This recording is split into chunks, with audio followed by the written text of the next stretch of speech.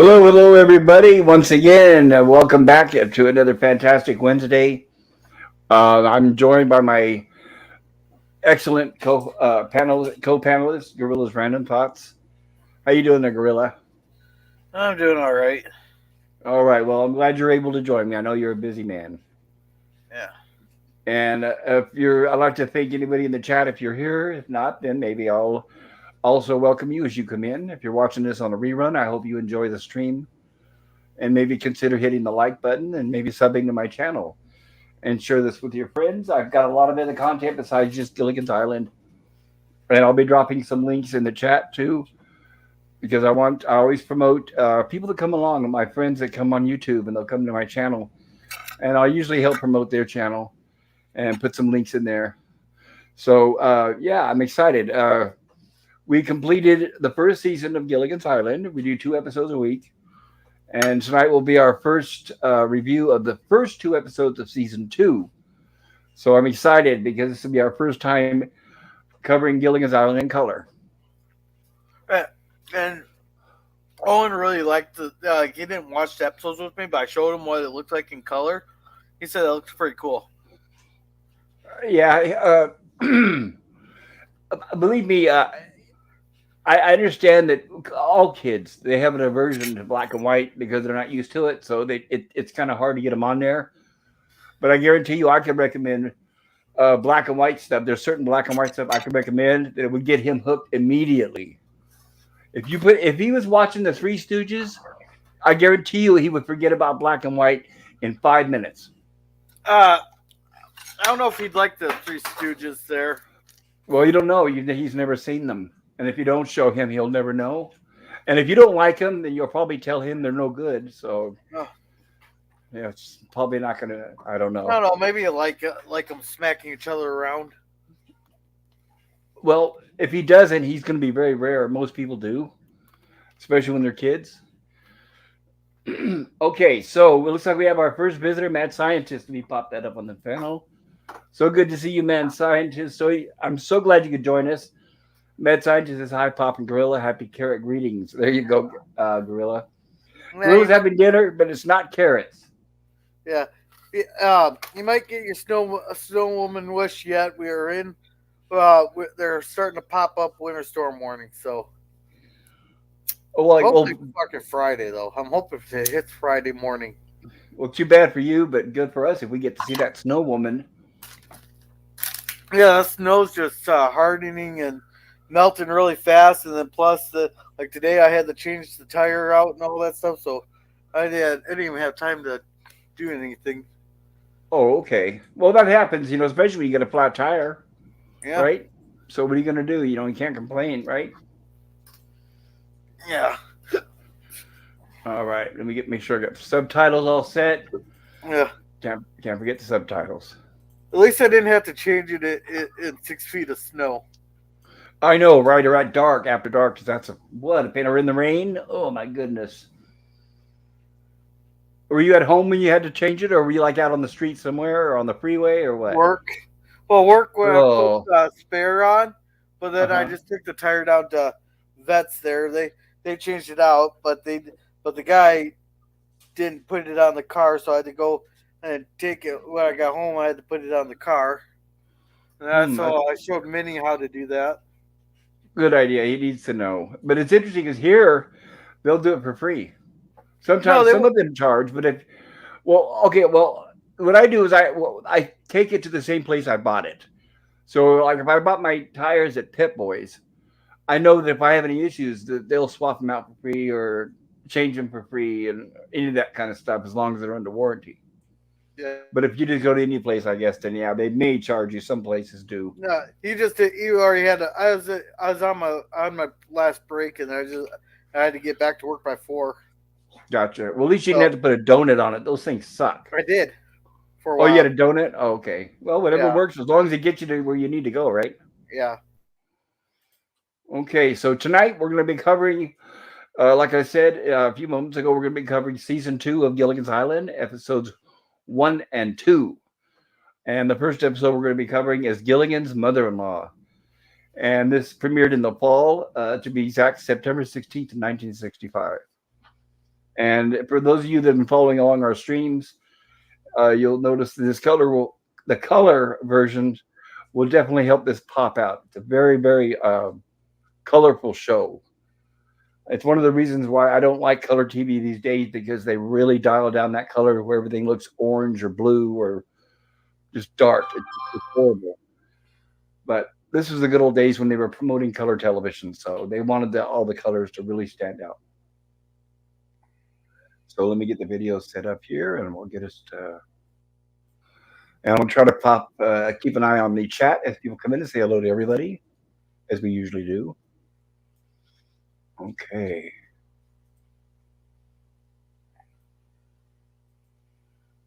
Share screen. Got it. Got it. Gotcha. Make sure there's no sound. Okay, we got that.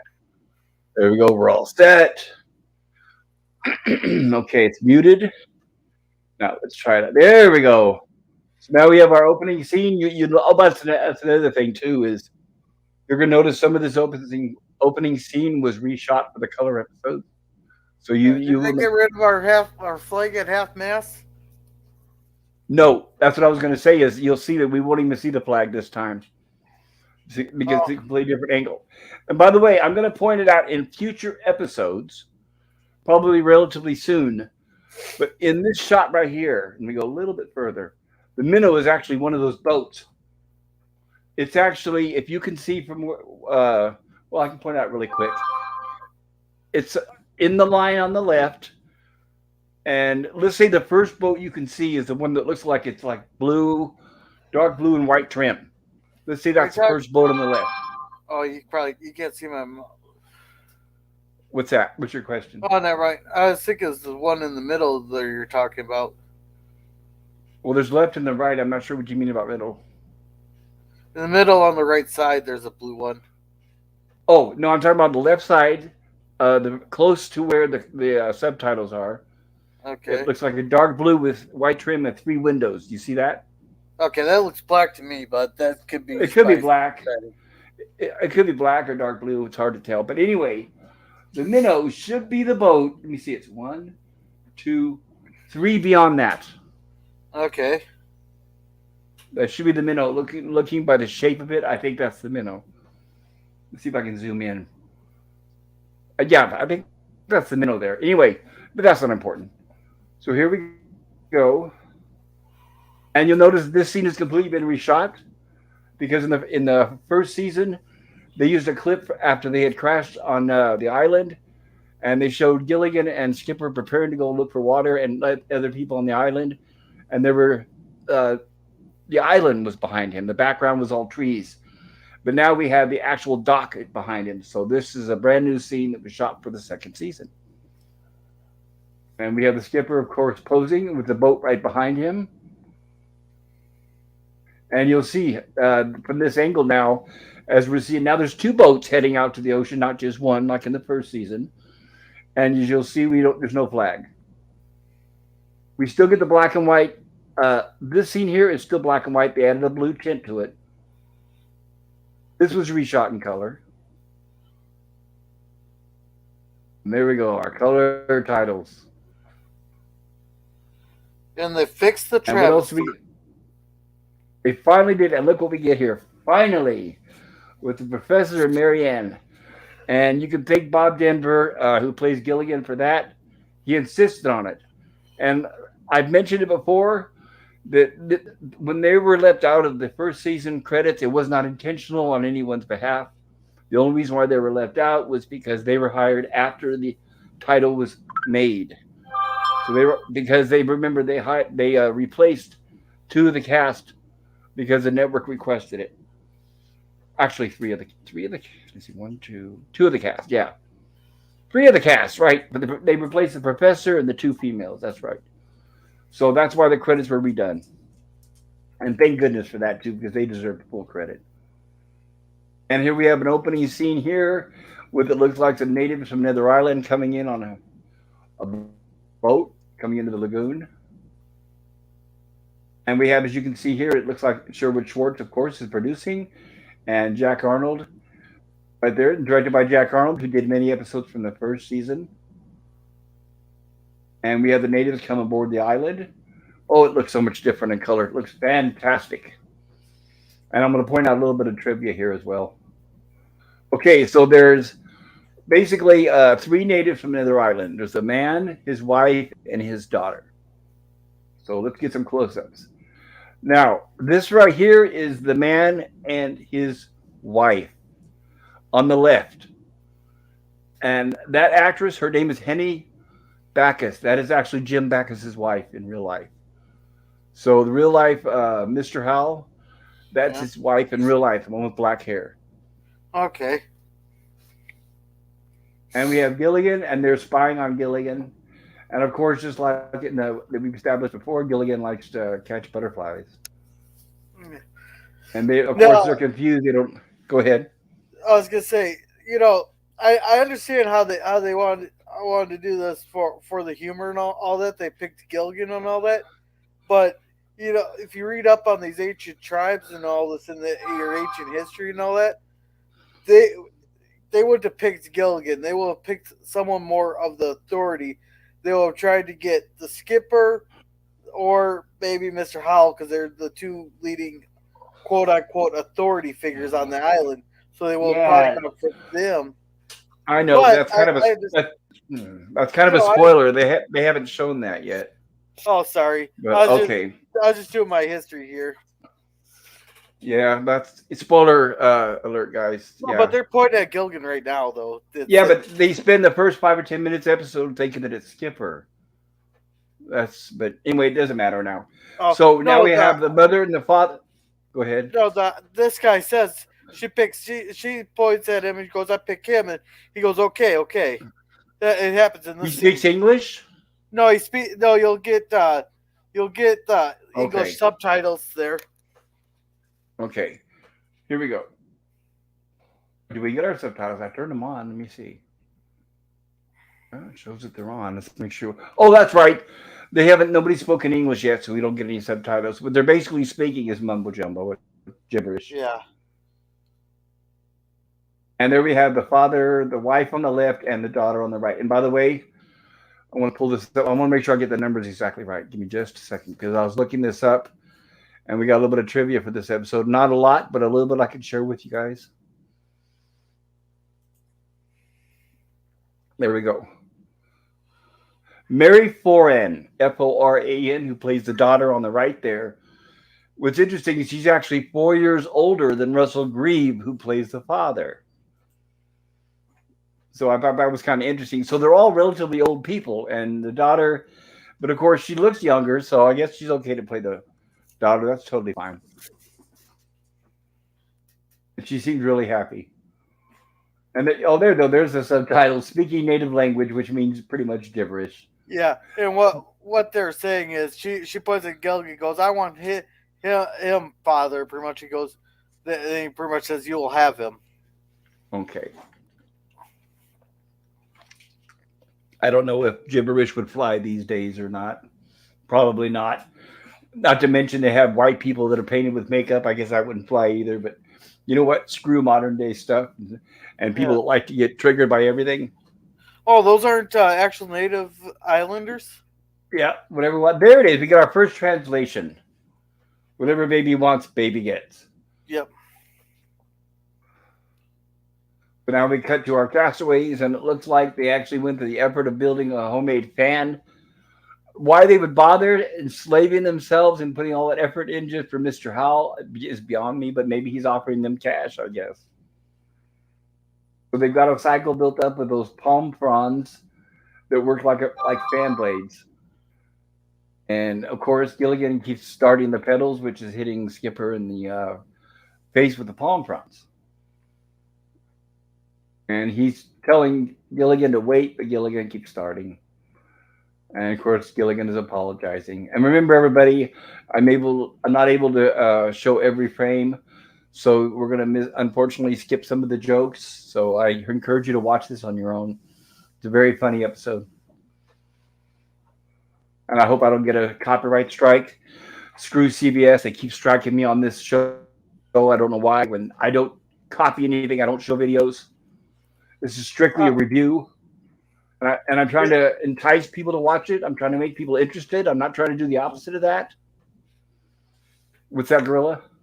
That have you been disputing them? Well, yeah, since you and I did it together. I didn't do it last week because we didn't do a stream last week. Oh, okay. So we'll see what happens with this one, right? Yeah. But I know what'll happen. They'll strike it. They always do. Okay, so here we have them arguing about the a fan. I'm just going to call it the fan. And basically, Mr. Howell said, "Let her rip," and that's why Gilligan started pumping. But of course, he hit Skipper in the face again. And they're trying to decide what word to get Gilligan to start peddling. Now he's finally got it right. And Skipper says, "How's that, Mr. Howell?" And of course, Mr. Howell's just sitting there. "Oh, fine, if I close my eyes. I feel like I'm on the veranda of the Oyster Bay Yacht Club." And of course, Gilligan says, "That's funny. When I close my eyes, all I get is dizzy." Maybe this is what. Maybe this is what CBS. Maybe they don't want me reading the text. I can't think. It'd be nice if they told me instead of just striking me to tell me, exactly what point or what part. Don't But they that'll give never you the? happen. Don't they should be give you the spots where they should have the little video of the stuff they struck. Well, they do, but it's no different from the rest of the episode. What they do is they just choose like a minute or so randomly from the episode. And usually, when I look at what parts that they're complaining about, it's no different than the rest of the episode. So when they say, for example, well, we don't like what you're doing in between minute 22 and 23, it would be nice if they say, "What am I doing in that minute?" We don't want you talking. We don't want you showing slides. That's what I'm talking about. It'd be nice if they had detail instead of just saying delete that whole thing. But of course, they don't care. The thing is, they know this show sells, and I'm not helping it, even though I try to. I know there's people out there who have not seen it before or haven't seen it in a long time. But maybe CBS figures will screw him. We've already got enough money. I don't know. And Mr. House is at the devilishly clever air conditioner. I have a place for you two men in my organization. And they still get excited. I don't know why. You hear that, Skipper? And you mean if? He says, "If we get rescued." And he says, "If you mean if." We're going to help you out, Skipper. You'll see, says Gilligan. Always the hopeful. And of course, Mr. Howell says, "You don't expect Thurston Howell the third without a ticker tape machine, do you?" Of course, we missed part of the line because of the frames, not to mention a fox hunting season. Now Skipper orders Gilligan to go get some more palm fronds, I guess to add more blades to the fan. And there goes Gilligan. And as Gilligan gets ready to leave, he passes by the three natives. And of course, they're speaking in a native language. And then he freezes and then runs back towards the other guys. And then he gets excited and he's trying to tell Skipper what's going on. And Skipper doesn't believe him at first. And Mr. Howell is like, "Poor chap has gone island happy." And Skipper's trying to Gilligan's trying to imitate them. Finally, Skipper goes to look. And then he sees them, but Skipper thinks at first that they're friendly. And he says, "Well, it's obviously a peaceful native family." And he says, "The lady's wearing a wedding ring." And there's where the mother is hugging the daughter.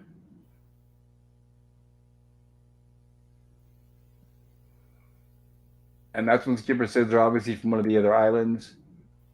"Well, I'll check it out." So Mr. Howell goes over there. And I don't know why, but Mr. Howell tries to speak French with him. "Au parlez-vous français?" "Bula bula." Obviously a Yale man, says Mr. Howell. And now they're back to speaking native language. "I think he's pointing at you, Skipper," says Gilligan. And by the way, another thing I want to mention too, I mentioned this during season 1. The guy who was playing the father, native with the feathers on his head, he was also in season 1. He was the one that was a headhunter. I don't know if you remember or not, Gorilla, but he was pretty much wearing the Yeah. same clothes. He even had the skulls. Okay, so like I pointed out during that episode, and I'll point out again for any of you horror fans out there that watch my horror stream on Tuesdays. I think we're getting interference from something. But for horror fans out there, for if you are a horror fan, That's the guy who starred in the original The Hills Have Eyes by Wes Craven. He's the father who drove the motorhome, the Winnebago, that was captured by the people and tortured. So here we have, they're all happy, and I don't think Mr. Howell understand what's going on. And, oh, I guess he did figure out they want you to marry their daughter. But at this point, they don't know which one, or the castaways don't know exactly which one. And of course, they're thinking that it's a way to get off the island. You see, we'll have to go to their island. They're figuring if they go to the natives' island to get married somehow, I don't know why. It really doesn't make a lot of sense, but they're thinking that natives can help them escape or get rescued, which it's a comedy. What can I say? There's not a lot of sense in it. And then Gilligan said that's a great idea, and they're thinking there's and no boats to put up in the trade. And Skipper thinks that it's him. I don't know. Mr. Howell points out Skipper, and then Skipper, me marry that native girl, not me, he says. Never, never. Grab him. And of course, Skipper makes a break for it, and they chase after him. And we have a little bit of a struggle between Gilligan and Skipper. And I'm not really sure why, but a couple times Gilligan runs towards Skipper and butts him in the stomach with his head. Until finally Skipper moves out of the way and Gilligan hits his head on the tree and falls to the ground. And we cut the girls in full color. And this is another thing, Gorilla. I think the huts have been redesigned. I'm not sure if those are exactly the same as the black and white ones. Because we got so used to watching those black and white ones, I can almost tell which windows are where and which beams are crooked, which ones are straight. The doors changed. Now they're and the beam was straightened out. yeah, that's what I was thinking too, right? Because remember they were always bumping their head on that beam. So what I'm wondering is if they changed the hut because of the fact that these are now in color, they changed them because they may have been a different color for the black and white. So here they have with the native's daughter, and they're trying to put makeup on her, and of course they're pretty much insulting her at the same time. Yeah. She's not that bad looking. I can't believe the way they were trying to go how ugly she was. I know it's meant for the joke of that, but this episode would have people up in damn arms today. Oh yes, and the people that would be complaining would be the ones that have no sense of humor and just complain about everything. So here's where Ginger tries to offer her some lipstick. And unfortunately, she takes the lipstick and takes a bite out of it. Is she eating it? Yes, she's eating it. Well, of course, she's not going to know the difference between food and what they're doing. Oh, well, then try some eyeshadow then, but they want to be careful she doesn't eat that. Ginger, there must be something we could do, says Marianne. And then Mrs. Howell comes in, well, girls, how are you doing? And of course, Mrs. Howell does not seem to be very impressed. Oh dear, I'm sure she's considered quite attractive in her own little group, says Mrs. Howell. I see what you mean. Well, dear, I brought these earrings, says Mrs. Howell. And she gives her an earring, and she says for you to try. And of course, the native lady puts it on her nose. And she says, oh no, not in the nose. She does have a nice little smile, doesn't she? My hairdresser. Now Mrs. Howell is talking about it if her hairdresser had a chance to work on this lady. And she said, well, and then she said, pass out. And then now we're assuming the guy's hut, Gilligan and Skipper's hut. And we have Skipper barricading his way in there so that they can't come and get him because he doesn't want to marry the native's daughter. And Gilligan is out there banging on the door or the window saying, hey, Skipper, let me in, let me in. And Skipper says, stay away from me, Gilligan. And that kind of let's see. There we go. Gilligan rolls up the blinds on the window and crawls in. I'm on to trying to explain to everybody how he got in there. Thanks, Gilligan, says Skipper. Now we'll get those barrels over there. And then he realizes, Gilligan, I told you to stay away from me.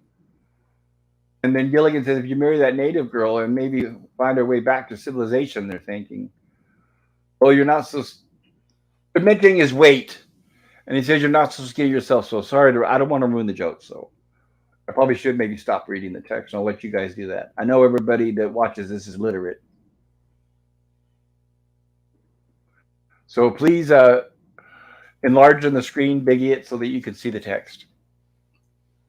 And like I said, I've got to skip every 3 to 5 seconds. So we unfortunately do miss some of the jokes. But I want to make sure I do talk over this, or CBS is going to think that we're stealing it again.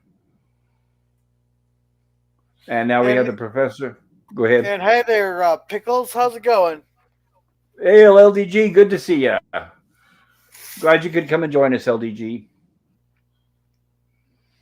And we have the professor climbing through the window, of course, because the door is barricaded. And now this is where the professor tells them that he understands their language. And he says the mixture of Polynesian and Papuan. And her father is a native chief. And you hear that, Skipper? Your father-in-law is going to be a chief. Of course, Skipper says, I don't care if he's the king of Siam.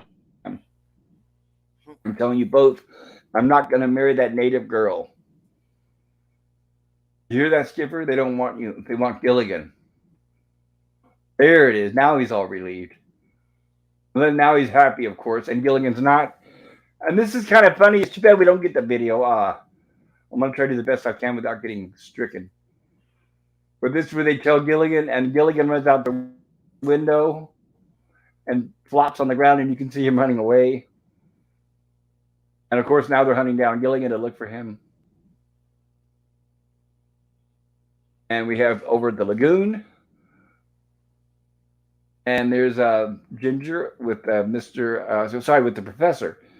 And Ginger notices a reed there sticking out of the water. And she says it's moving again. And Professor says, Ginger, I don't care if they do that in a movie once. So what they're thinking is Gilligan's underwater using that reed to breathe, like we've seen in the old movies. And Professor doesn't believe her. He says that Gilligan's not breathing through that reed. And she pouts. So Professor says, oh, okay. So Professor goes into the water, check on the reed, and what we have here is an alligator instead coming out, which scares the professor back onto the land. Yeah. And of course, we're still looking for Gilligan. Go ahead. Interesting fact about those alligators. They're yeah, you could they have no like strength to open their mouths there.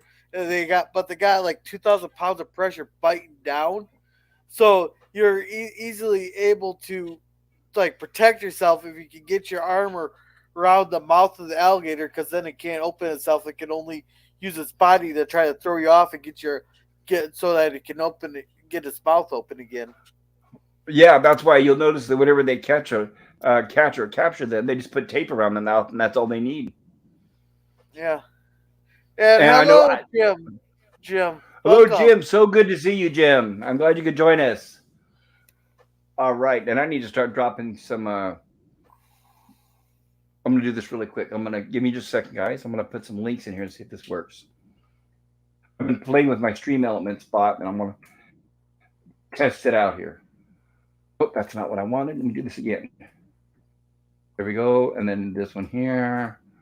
I want to see if this will. If I'm testing my Stream Elements bot, guys, to see if it promotes your channels. It better. What is going on with my keyboard? There we go. And nope.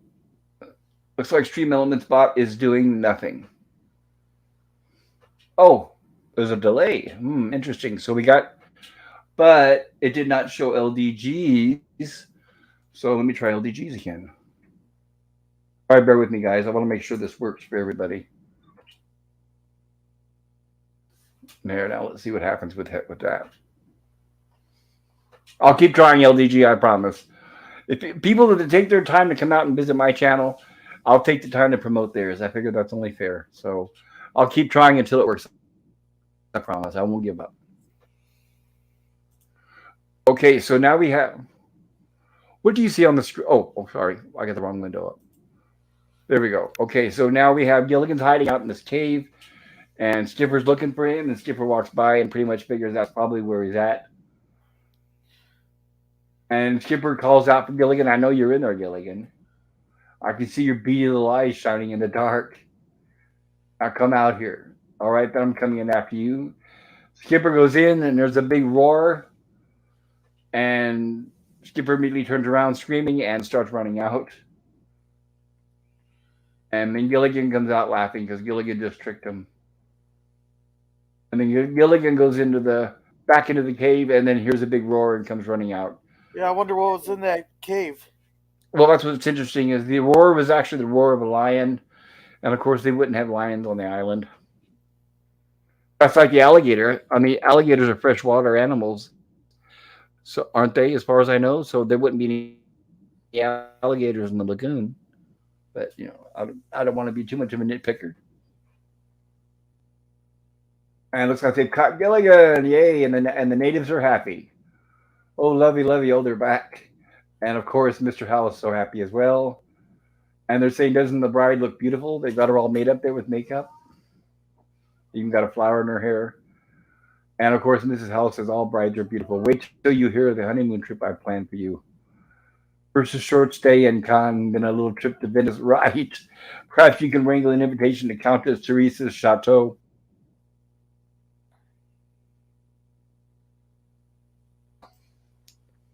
It still did not promote LDG's channel. What is going on here? LDG, if you have a wrench in on my channel, make Yeah, sure I you do got it. here. I got it. Yeah, but I feel bad because it should be. I got it. That Stream Elements bot is terrible.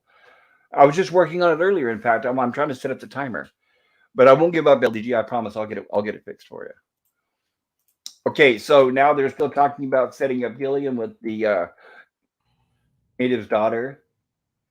Of course, they're talking native language. And Skipper says, "Wait, Mrs. Howell. First things first. First, we got to get off the island." Of course, that's all they're thinking about, getting off the island. Oh, yes, the chief says, "But first, Gilligan must pass the marriage test," says the professor. And preemptively, of course, Gilligan says, "That's one test I'm going to flunk for sure." And Skipper reminds him, "Wait, little buddy, that's one test I'm going to try my very, very best about, of course, because Skipper has about a year." Exactly, Gilligan. That's right, little Oh, I buddy. laughed so hard at this scene. This one test I'm absolutely fail. Ow, ow, ow. I mean, I'll try my best. I try my Right. absolute best at.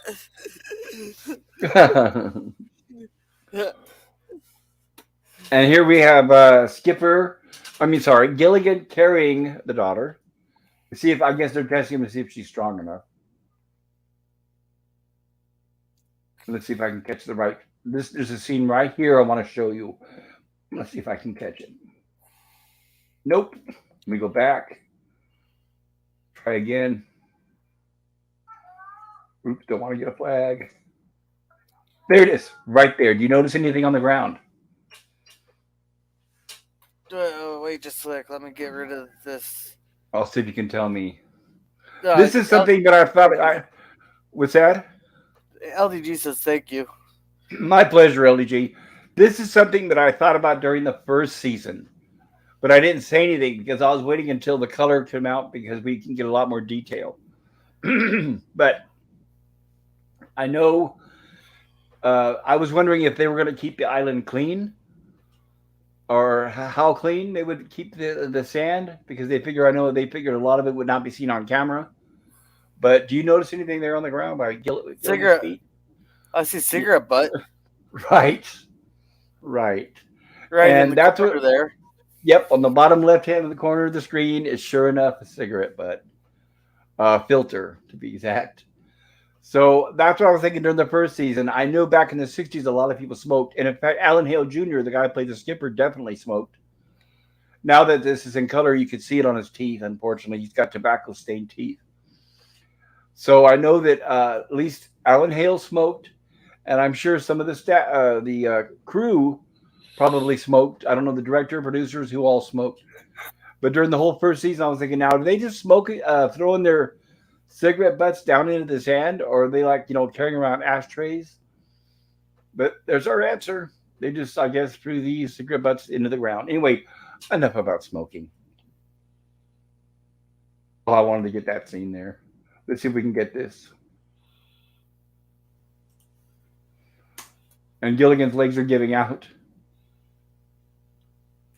And then, of course, she lands on top of him. Yeah.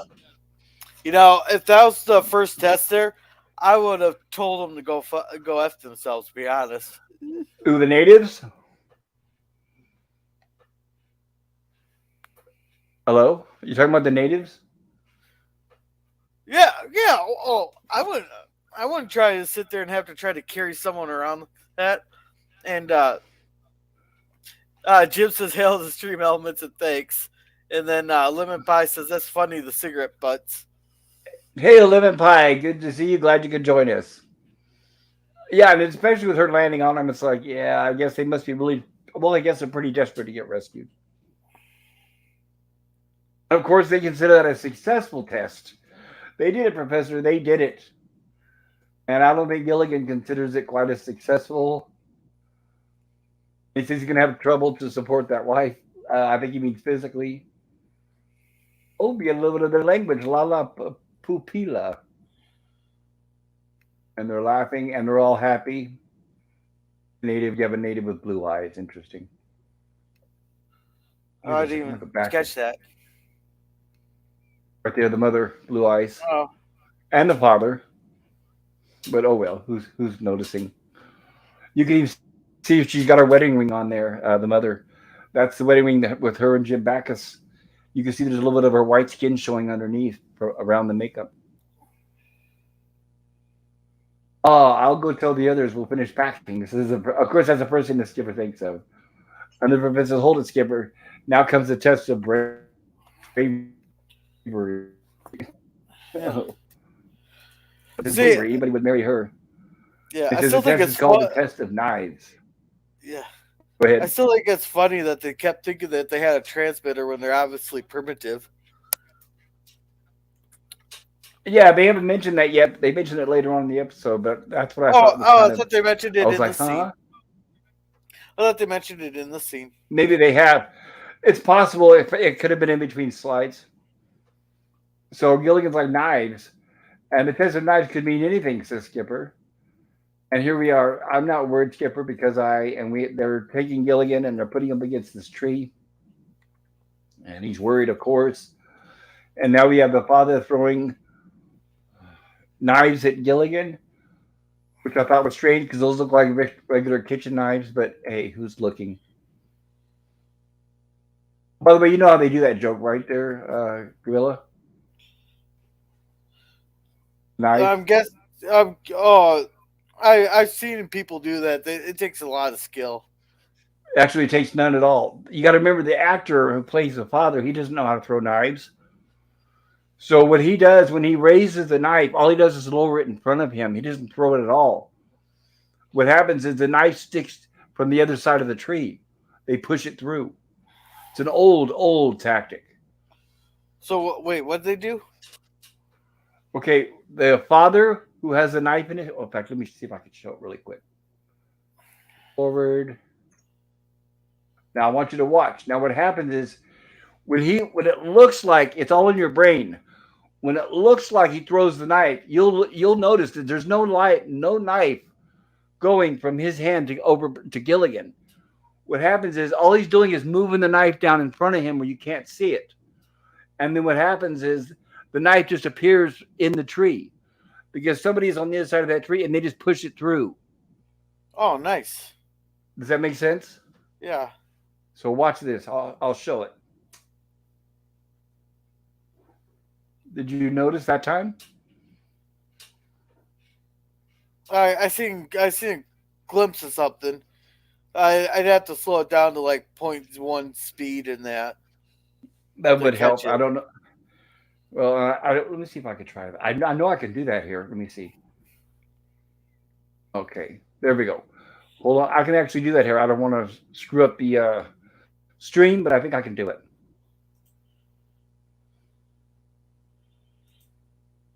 Let's see if it's not too slow. And if it doesn't get me flagged for copyright, right?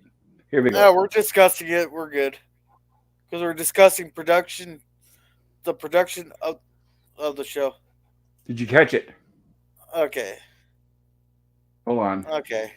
I'll do it one more time because I know you were talking. Oops. All right, I'm He gonna does it more close. than once. So I can show it more than once too. So they put Gilly. There he is. He has a knife in his hand. Now this is in slow motion. This is the slowest that this video player lets me go. Let me see. I'm checking the playback speed.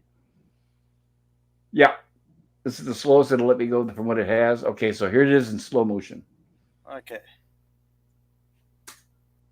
Hmm?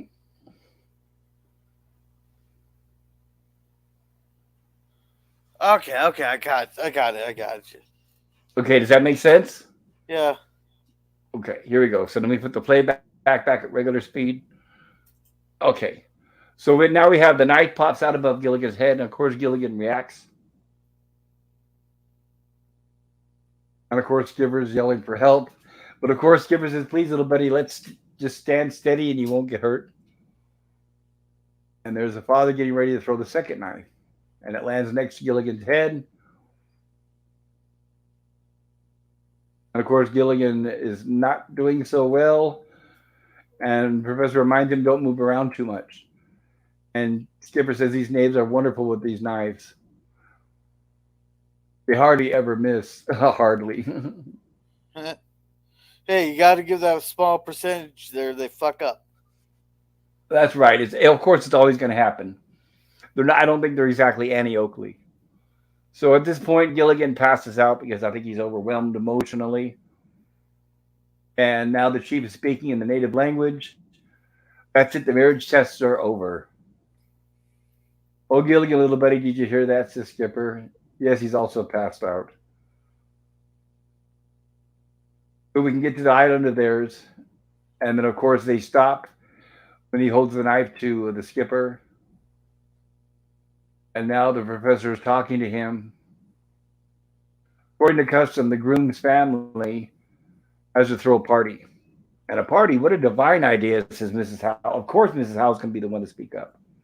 We'll make it the social event of the season, she says. A costume affair with all of us dressed as natives. You savages that can come as you are, of course.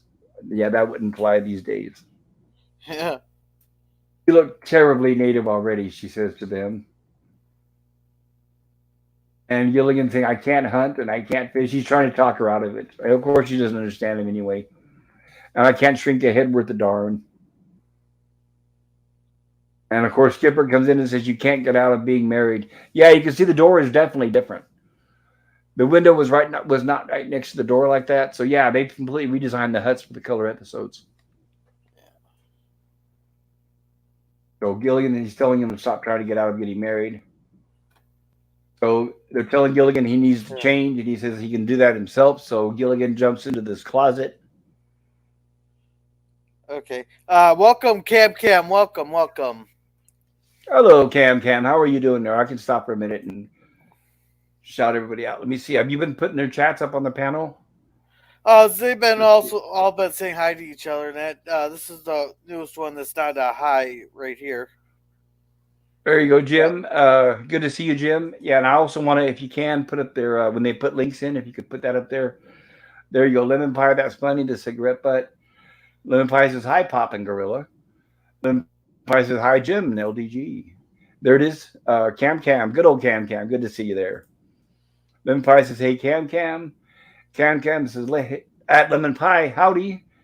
And Cam has crash courses as well. It's raining, snowing on me. Wow. Yeah, Cam, we've had a lot of rain here where I'm at, but right now I'm thankfully we're getting a short break from it. I'm going to hide that. I'm going to star it so that reminds us where we left off. Of course, and Gilligan says that Skipper looks like a bowl of soggy shredded wheat. He says we're passing around the compliment. I've seen whisk brooms that look better than you do, says the skipper. Let's go to the party. And of course, Mr. Howell trying to look his best while still dressing as a native. And of course, Mrs. Howell, do you like my grass skirt? He says, you look like Miss Alfalfa rotating her crops.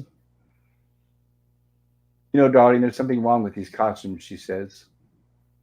You're so right. Let's give it the Howell touch, he says. Or yes, by all means, let's. There we have the Howell hut with apparently they have a double entrance. This is the first time we've seen that in the show. And here they make their entrance, and Mr. Howell, of course, looks ridiculous. He's got basically a tuxedo on with a cummerbund without the outside of the tuxedo. So he's got a shirt, bow tie, and cummerbund, top What's a hat, and cummerbund? cane. That black thing around his waist. Okay.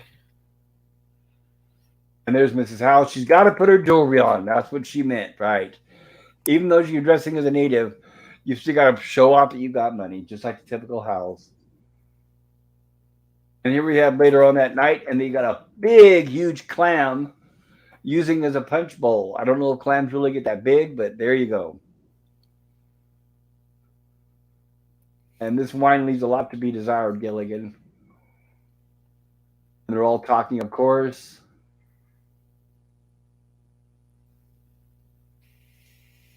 And the father puts the headdress on Mr. Howell, who doesn't seem to be too happy. And he takes Mr. Howell's hat because he seems to like it.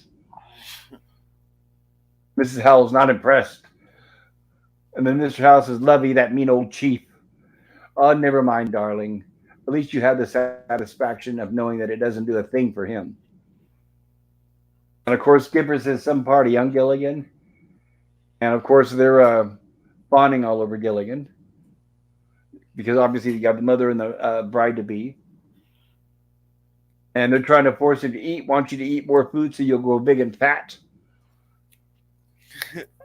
And Gilligan says, I still think they're going to eat me. Yeah, they're not completely convinced that these people are not cannibals. And the father's speaking in the native language. I knew it. I'm going to get the main chorus. I'm going to be the main chorus, says Gilligan. And then Gilligan says, I don't mind getting married, of course, but I refuse to dance at my wedding. But of course, they start dancing around him, encouraging him and tickling him and singing and shouting, which Gilligan finally starts getting in the act and dancing a little bit. There we go. So Gilligan does dance a little bit finally.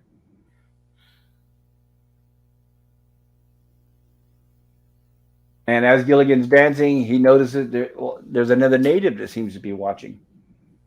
And Gilligan almost runs into the guy. Well, he hasn't seen him yet, but they have. And now's where Gilligan stops. And he runs into his wife's arms.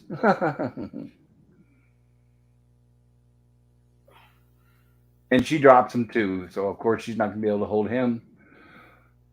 And, of course, Mr. Howell, Gilligan says, whoever he is, he sure is sore about missing dinner. And the natives speaking in their language. His daughter's old suitor. So, apparently, it's the daughter's old boyfriend. And now they have to have a contest for her hand in marriage. Yes, go ahead. Oh, the ex always has to wreck the wedding. There, I know it, right? Well, I would be like, well, you want her? Take her. So, oh boy, oh boy, oh boy, says Gilligan. And he wants to do, you not only win her hand, exactly what Gilligan did, what I said. He says, take her pretty much. You win, you win. And Skipper says, wait a minute, Gilligan. And now they have native language, and of course they have to compete. How about a running race? Gilligan tried to run again. And he decided the contest to be with Spears. Spears looks wonderful, says Gilligan. That's one I'm bound to lose. And Gilligan thinks that whoever can throw the spear the furthest. And the professor says, no, not the furthest, Gilligan, at each other. And Gilligan doesn't seem to like that. At each other, somebody can get hurt that way. And of course, Skipper tries to say, now look, Chief, the wedding is one thing, but throwing spears is something else. Now spears are out. And of course, the native puts the knife against Skipper's throat. So Skipper says, I get the point. So now, first thing in the morning, of course, it's always got to be at dawn.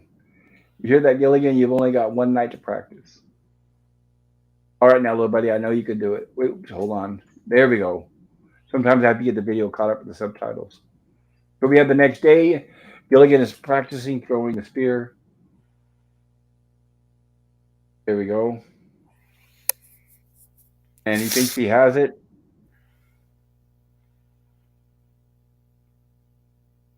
And unfortunately, he keeps missing. And here comes Ginger,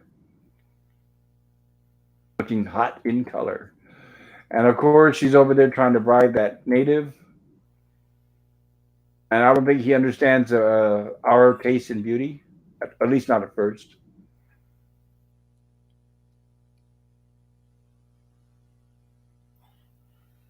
And she's trying to talk to him, of course, and trying to use her charm on him. And there's no telling what can happen from there. She says, and big strong you doesn't really want to hurt little scrawny Gilligan with this. Of course, hurt him with his big nasty old spear.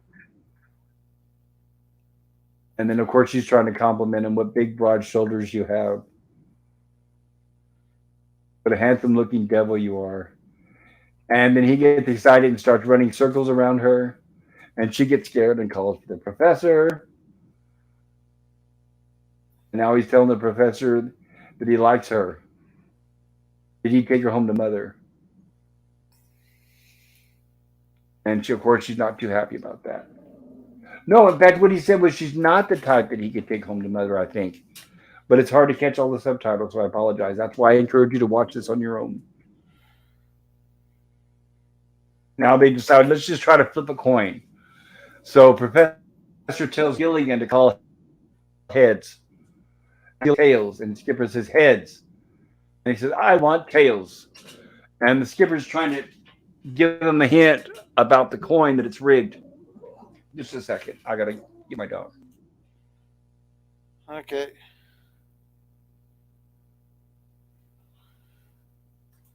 There we go. Cam Cam says, gosh, in tune with the times. I love this show. Pure family fun.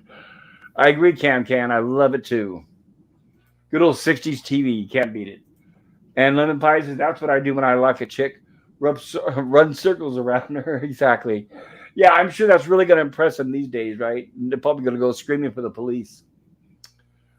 Okay, so. And Skipper's still insisting heads, and the natives are speaking. And that's when Skipper tells Gilligan it's a two-sided coin. So it lands on heads. And he's seen you practice, and you can't hit the side of a mountain, they tell Gilligan, with a spear. Is that so? We'll all prove it. And then Gilligan starts to run away, and they stop him with the spears, and he says he's just going to go find a mountain. And they hand him a spear. And of course, the skipper says, try to make him miss. Think thin. Well, I guess the minimum you could do is turn sideways. Maybe that might help. Gorilla, are you there? Yeah. Did you know that back in the Western days, I'm sure you've seen some movies or TV shows where it shows the standoff in the middle of the street and the two guys are pulling the gun out to shoot each other, right? Yeah. Did you know in real life they turn sideways? Oh, did they? Yes, because it makes them less of a target. And it makes Okay. obvious sense. It's you're cutting the target size down in half. So it's funny when I watch westerns and movies and stuff where they just stand there and shoot because that is not what they used to do. They would actually turn and shoot from the side. But anyway, that's something else for another day.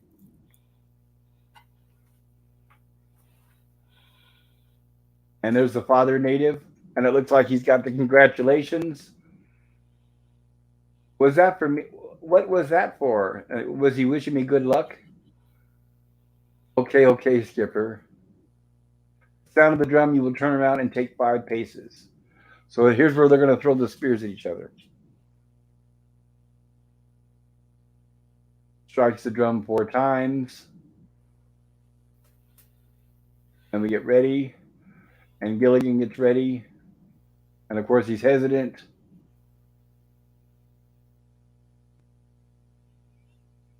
Oh, come on, Gilligan. Aim it and throw it, says the skipper. Oh, Gilligan, just nick him. Aim for his gun hand. Okay, says Gilligan. Which hand is his gun hand? Of course, Gilligan is stalling. Gilligan throws it without looking, and it sticks up in the tree, hitting coconuts. Let me try to see if I can cover that here. There it is. So it hits up in the tree right by the coconuts. And of course, he missed. And the native looks up and sees that and is laughing at him. And now it's the native's turn to throw his spear at Gilligan. Oh, I can't watch this, Ginger. And Gilligan, of course, does this here when he thinks the spear is going to be thrown at him. And as he does that, the coconuts drop and hit the native on the head. And he falls to the ground. And they say, ha ha. And of course, Gilligan is reaching around to find, see if the spear is sticking out of his back. And everybody's excited. You did it, Gilligan. You did it. He's knocked out. That's using the old coconut. And of course, they're speaking the native language. And Gilligan, you're off the hook. She's marrying Haruki. So the daughter, out of sympathy, decided to marry the other guy. And now everybody's cheering. And now we're going to their island for the wedding, says the skipper. And the native speaks up, what's bothering him this time?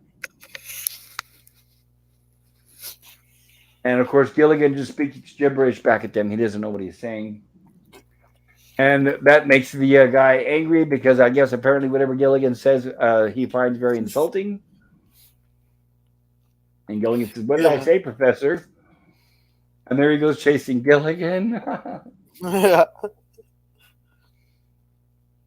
And we have a cut to the next day. And it looks like, of course, it's fantastically fortunate. To this island, they're all getting ready to go to the island. I guess Gilligan's going to be the best man. Now remember, Gilligan, as soon as you get there, and see if the trade ships really come into the ports. Like it's like they're really at some big island that's got ports and everything. But okay, well, I'll run with it. Let us know as soon as possible. So there you are, congratulating him. Gilligan's getting ready to get in the boat with the guy. Now remember, Gilligan, we're counting on you. If you get word right, write us back now. Of course, like they have mail.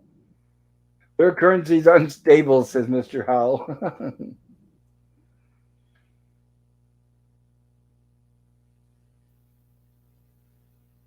And then now speaking the naked language.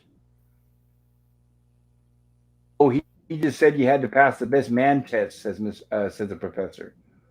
Best man test? What's that?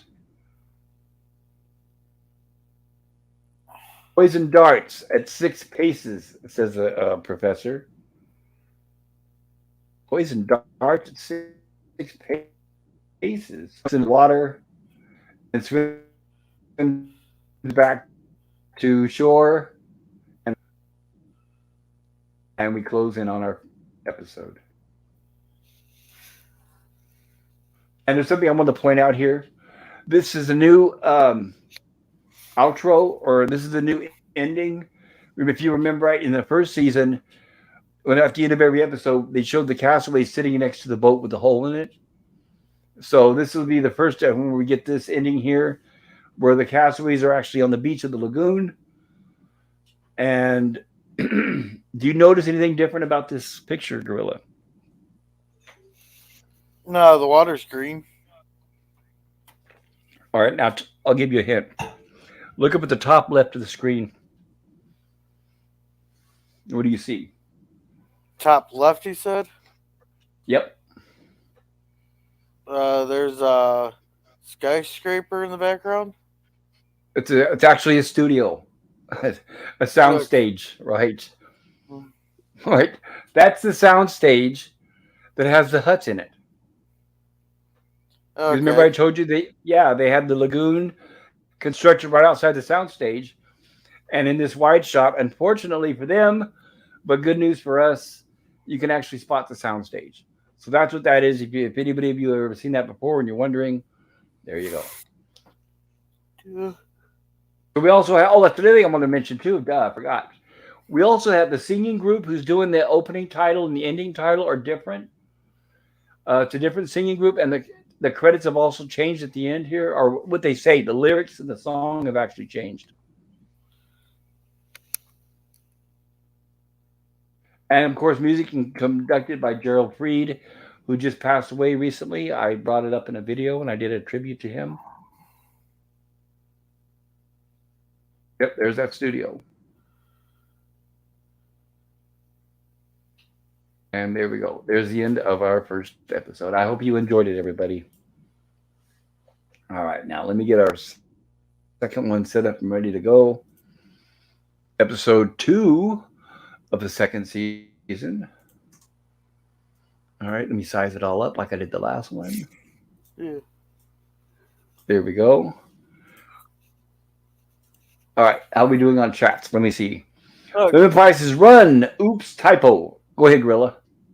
I was just clicking on cams here. Have your own dock to slip land out of. It's very handy. I completely agree, Cam Cam. Thank you. Okay, so now we're going to be covering.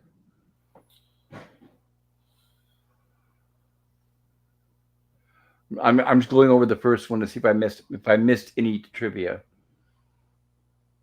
Nope, I think that's pretty much it. Okay, good. Now we're going to cover, like I said, episode 2 of season 2, which is "Beauty is as Beauty does."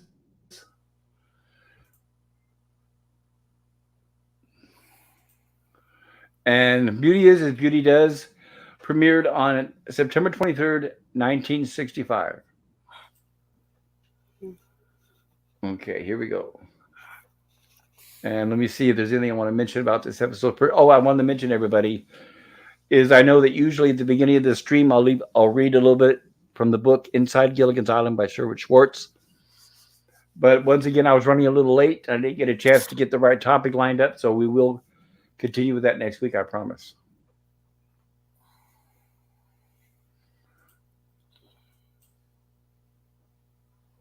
Okay, here we go. All right. Get my subtitles all set up. Try to keep this along moving at a pretty good pace. Episode 2, subtitles, ahoy. And we got our opening scene. We got our dock, and we have Gilligan, and of course the ever brave skipper as they're heading out. And our full color opening, and our full cast finally, thank goodness, with the professor and Marianne. And our opening scene on the beach, created in, and of course, Jack Arnold was pretty much the executive producer at this point. Thurston, darling, have you had some of this? Says Mrs. Howell. Oh, you're so right. So the fellow turned to one and said, Thurston. So they're telling a story. Thank you, Ginger, says Skipper, as she's handing him some food. Mrs. Howell, Mr. and Mrs. Howell, quiet, please. Skipper's trying to get their attention. And they're listening to the radio, which we can now see in color for the first time. So, yeah, it's like I said during the black and white episodes, it's definitely an AM radio, which has a much greater distance for picking up signals than an FM radio. Yeah, I know that. I know if we can get a clear night and just the right breeze there, I can pick up AM stations from Oklahoma from where I live. Yeah, I'm in California, and I can pick up stations from Arizona or in Oregon and Nevada. So it's very interesting. They're very, very powerful transmitters they use. Yeah, I don't know why they switched from AM to FM. Stereo. AM is in mono, one speaker. FM is in stereo, two speakers, and you get the bass and a lot. It sounds a lot better. FM sounds a lot better than AM, but AM signal travels further. Okay. And so here they're listening on the radio about a beauty pageant, the Miss Globe beauty pageant. Of course, they're not going to say Miss America, so they're saying the Miss Globe beauty pageant. And Ginger's, of course, listening. Oh, they have to be kidding when she hears about the winner of the beauty pageant, of course. And now they're saying the winner of the beauty pageant includes a round trip, around the world trip plus, and they're naming off all the prizes. And she turns off the radio. Well, that old bag's been entering contests since I was a kid, she says. With my hair up, she goes, I can win that with my hair up in curlers and glasses. And Ginger, we know you could have won, they tell her. In fact, I'll propose a toast, says the skipper, to Ginger, the most beautiful castaway in the whole wide world. Here's to Ginger. Gilligan gets up and toasts. And you know, there's really more to beauty. It also means breeding and poise, says Mrs. Howell. and a kind of charm that comes with maturity. How true, says Mr. Howell, is the most beautiful creature. And he says, Mrs. Howell is the most beautiful creature in the world. And of course, that seems to cause some discourse. And the professor stands up and says, Gentlemen, I'm afraid that I must inject another opinion here. There is a lady here who also has sweetness and warmth. The lady I would pick as the most beautiful in the world, Marianne. And Marianne's caught off guard. Well, it would seem that so, but I don't see any reason for an argument. They start arguing about it, and Skipper says they don't see any reason for. He doesn't see any reason for an argument. Let's say that Ginger's the most beautiful, and Mrs. Howell is the most. I think he said graceful, Yeah. and last but not least, Marianne is the sweetest. Let's not say it. And of course, they're still not happy. Mr. Howell wants his wife to be the most beautiful creature in the world. And of course, the professor erupts again, saying, I beg your pardon when I said that Marianne was the most beautiful in the world. That is exactly what I meant. Well, let's have a beauty contest here on the island, says Gilligan. And of course, they all get excited when they hear that. Oh, a beauty contest here? And of course, Mrs. Howell, I think it's a marvelous idea. See you on the runway, girls. Okay, so oh Gilligan, what a can of peas you opened. Yeah, he made the big mistake right there. Of course, right? Yeah, they definitely have new huts now for this season. That hut was not in the first season with the Hey, wooden door wait. like that. Yeah, wait a second. That's supposed to be the girls' hut because it goes quickly go to Ginger and all that. Where the hell's the window on the door on the inside? Yeah, let's check that out, huh? You in that window? No, on the door. Well, yeah, and there's no window. There's no window next to the door. Look at this. There's no window next to the door. Yeah. So yeah, so obviously, yeah. Thank you for noticing, Gorilla. Yeah, but obviously a mistake. And in fact, not only that, you can see an arm on the door, in the window in the door. There's somebody's hand sticking through the window, holding the door. Yeah. Oh, I didn't even catch that part. So now we have the inside of that, of course, which is a different hut. I mean, because honestly, if you look at the outside, there might be a window on the right hand side of the door, but if it is, it's got grass in front of it. But anyway, but now we have Ginger in here, all excited, getting ready for the beauty contest and rehearsing. And of course, Skipper's going to tell you look like Venus de Milo with arms. That's a famous statue with no arms. If there's anybody out there who doesn't know, Venus was the goddess of love, and there's a famous white statue of her with no arms. Oh well, I was thinking of doing the final scene. She says, "Oh good, let's hear it," says Skipper. I surrendered. Of course, her being an actress, I surrendered to our passions, my love willingly. And Gilligan interrupts. Hi, Skipper. I finished the runway, so I thought I'd come over. And Ginger continues and grabs Gilligan. I want to go where you go right now. Sweep me off my feet, she says. Oh, please take me with you. Carry me off. Gilligan, and Gilligan grabs her and tries to pick her up because he doesn't understand. And she says, Gilligan, are you insane? She said to sweep her off and take her up into the heavens, though. And Skipper says, what is it you want?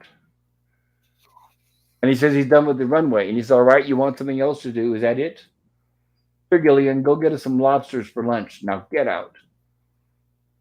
So he pretty much chases Gilligan out with the lobster bucket. Now, Ginger, right where we left off, says Skipper with that look on his face. I surrendered to our passions, my love. And now we have back at the beach of the lagoon with the professor and Marianne. And it looks like they're going to be doing some swimming. Well, Professor, I bet you never thought you'd be coaching a beauty contest, she says. And he says, yes, and my scientific approach will prove unbeatable. Look. Seaweed shampoo. So it's interesting because we were kind of talking about this during season 1. You know, what do they use for soap, their hair, and all that. So this is where we get the episode that actually reveals of what they make their stuff out of. So let me see if I can cover it as much as I can. For Marianne, the combination of your natural attributes and my scientific approach will prove unbeatable. Look. So seaweed shampoo for lustrous hair, Crushed blackberries for darkening the lashes, powdered hibiscus for ruby lips, and coconut oil for baby soft skin. So that kind of tells us what they use to make that stuff out of. So I think that's kind of cool. They did cover that. And then, of course, she said, just add a little vinegar and I get into the contest as a Caesar salad. And Professor says, by the time Science and I are through, they'll look like dropouts from Boys Town. And she says, what's the fishing pole for? And he says, that's to provide you with a form of isometric exercise. And she doesn't know what that is. And he says, it's the end result, in the end result of the inner glow of good health, he says. An isometric exercise provides, well, basically to improve the general physique, he's explaining to her, and of course, long terms. Oh, but long form, I guess. Oh, but Professor, I just want to beat Mrs. Howell and Ginger. And he said, I'll attach this to your bathing suit, and you'll get in that lagoon and you'll swim just as hard as you possibly can. Oh, I wonder what's gonna happen. You're sure it'll help me win? She says. All right, but I don't want to come out looking like Johnny Weissmuller. And for all you youngins in the audience, that was a guy who won the Olympics many, many years ago. And then he went on after that to play Tarzan in several movies.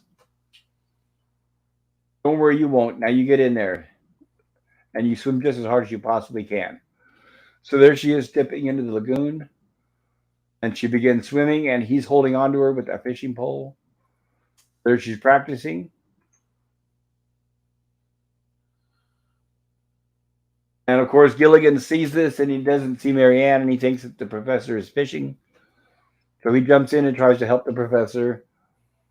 No, Gilligan, I'm busy. And there she is there. Let me help. Let me get away. So they're struggling and fighting over the fishing pole. And unfortunately, he pulled too hard. And they tear off her swimming suit. All right, this is where the episode gets an gets its F, is because I they rip her bathing suit off, but we get to see absolutely nothing. So this is an automatic F right there. Oh, shame. I know. Those darn 60 sensibilities, right? Yeah, I'm kidding.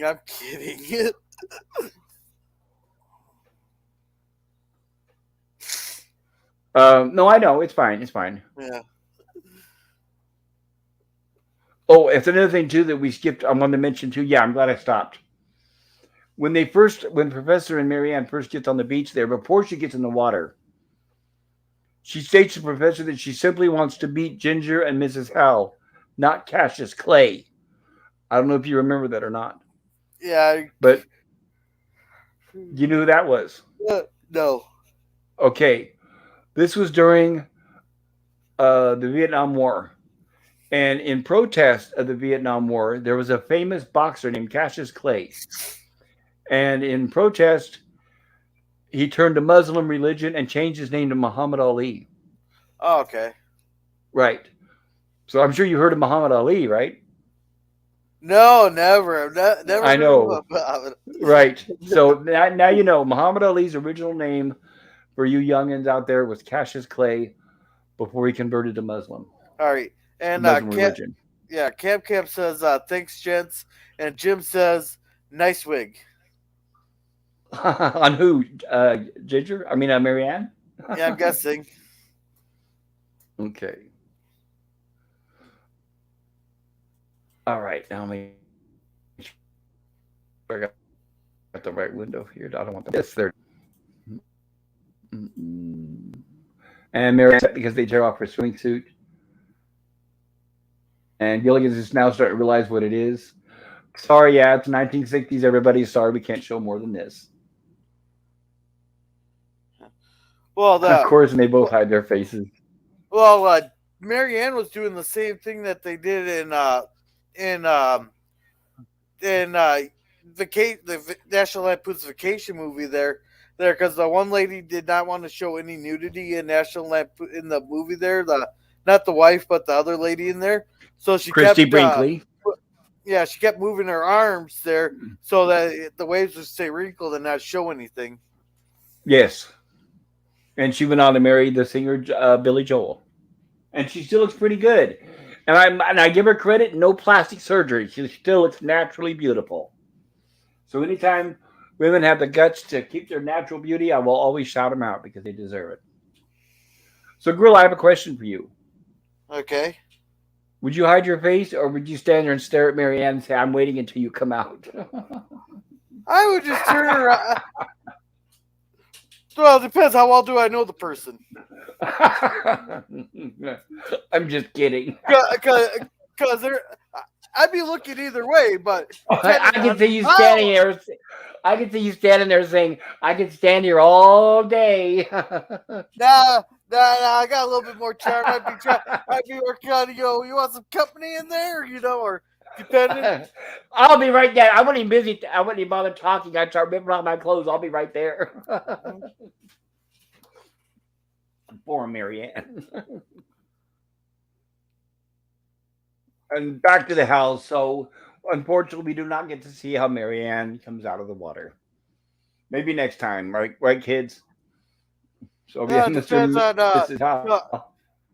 no, damn right that is, if it was made nowadays, they'd be showing it. Unfortunately, yes, yes, which is exactly why I don't watch television right now. Well, is that really So Mrs. unfortunate? Howell, yeah, well, if I'm watching a show for that reason, and if the show is made for just to show a bunch of naked women, I would expect it, and I guess I'd be happy with it. But if I'm watching a comedy, I want to laugh, and the characters are decent people like this, I would not want to see it. That's why I don't want to see nudity in Star Trek. I don't want to see shower scenes in Star Trek. I don't want to see nudity. I don't want to see Captain Kirk making out with Uhura. I don't want to see that garbage. So I'm very, very happy the way they keep this. So here we have the Howells doing their exercise. And of course, I really doubt they're working very hard. I don't know why Mr. Howell even has that towel. He never breaks a sweat. And of course, who's going to vote for me over those two beautiful young girls, she says. And of course, Mr. Howell has plans. Yes, but does everybody think like a Howell, she says. Rich enough to be the most beautiful women wherever you go, he says. I'm afraid it's hopeless. Unless, of course, we can convince Gilligan to vote for me, she says. A fair and square contest? You know me pretty good, don't you? Yes, of course. After all, a Howell gets what he needs. And right now, all we need is Gilligan. So now we're cutting back with the skipper. Okay, Ginger, let's try that acting scene again. Of course, he looks very, very excited. But I'm just kidding, and nothing against the skipper. He respects Ginger completely. We shouldn't have yelled at Gilligan this morning. Why not? He says. Well, because Mr. Howell is going to vote for his wife, and the professor is going to vote for Marianne, and that leaves Gilligan to elect Miss Castaway. I mean, you're the obvious winner, says Skipper. She said, but sometimes the obvious one doesn't win. And he's real like Gilligan is kind of tender-hearted, yeah. That is, I mean, girl. That's right. So we're going to have to do. So basically, they're coming up with the same idea as the Howell. Sorry, I can't show every line, but they're going to come up with an idea they have to try to talk Gilligan into voting for her. Yeah. And we have Marianne practicing her poise with a book on her head. By the way, I don't know if I meant. No, I have not mentioned it yet this episode. I mentioned it before last season, but I'm going to mention it now. Dawn Wells, who plays Marianne, was actually crowned Miss Nevada in 1959. So out of these three beautiful women, Marianne's the only one that's actually been known to win beauty contests. So, okay. Oh, I appreciate all the work you've gone through, Professor, she says. And Mrs. Howell's too darn cultured. So she says Ginger's too beautiful, and Mrs. Howell's too darn cultured, and she just doesn't have the confidence. And now he says, I will not tolerate negative thinking. You want to be Miss Castaway? Well, do you think I can get Gilligan's vote? She says. And he says, I was a bit harsh this morning. Well, I'm sure Gilligan will be fair, she said. And he says, we need Gilligan. So now they've all pretty much have some idea to try to convince Gilligan to vote for their candidate. Yeah. And hey there, Nemesis. And Welcome, Gilligan welcome. said, all I want to do. Hey, old Nemesis, good to see you. Great gaming today. Let's see here. Jim says, hello, lemon pie. And Jim says, be right back chatting with my chief editor. Gotcha, Jim. Nemesis, hey Pop, hey Gorilla, hope you're doing well tonight. We are doing fantastic. So good to see you, Nemesis. And hail Lemon, Cam, and Jim. Hope you're all doing well tonight.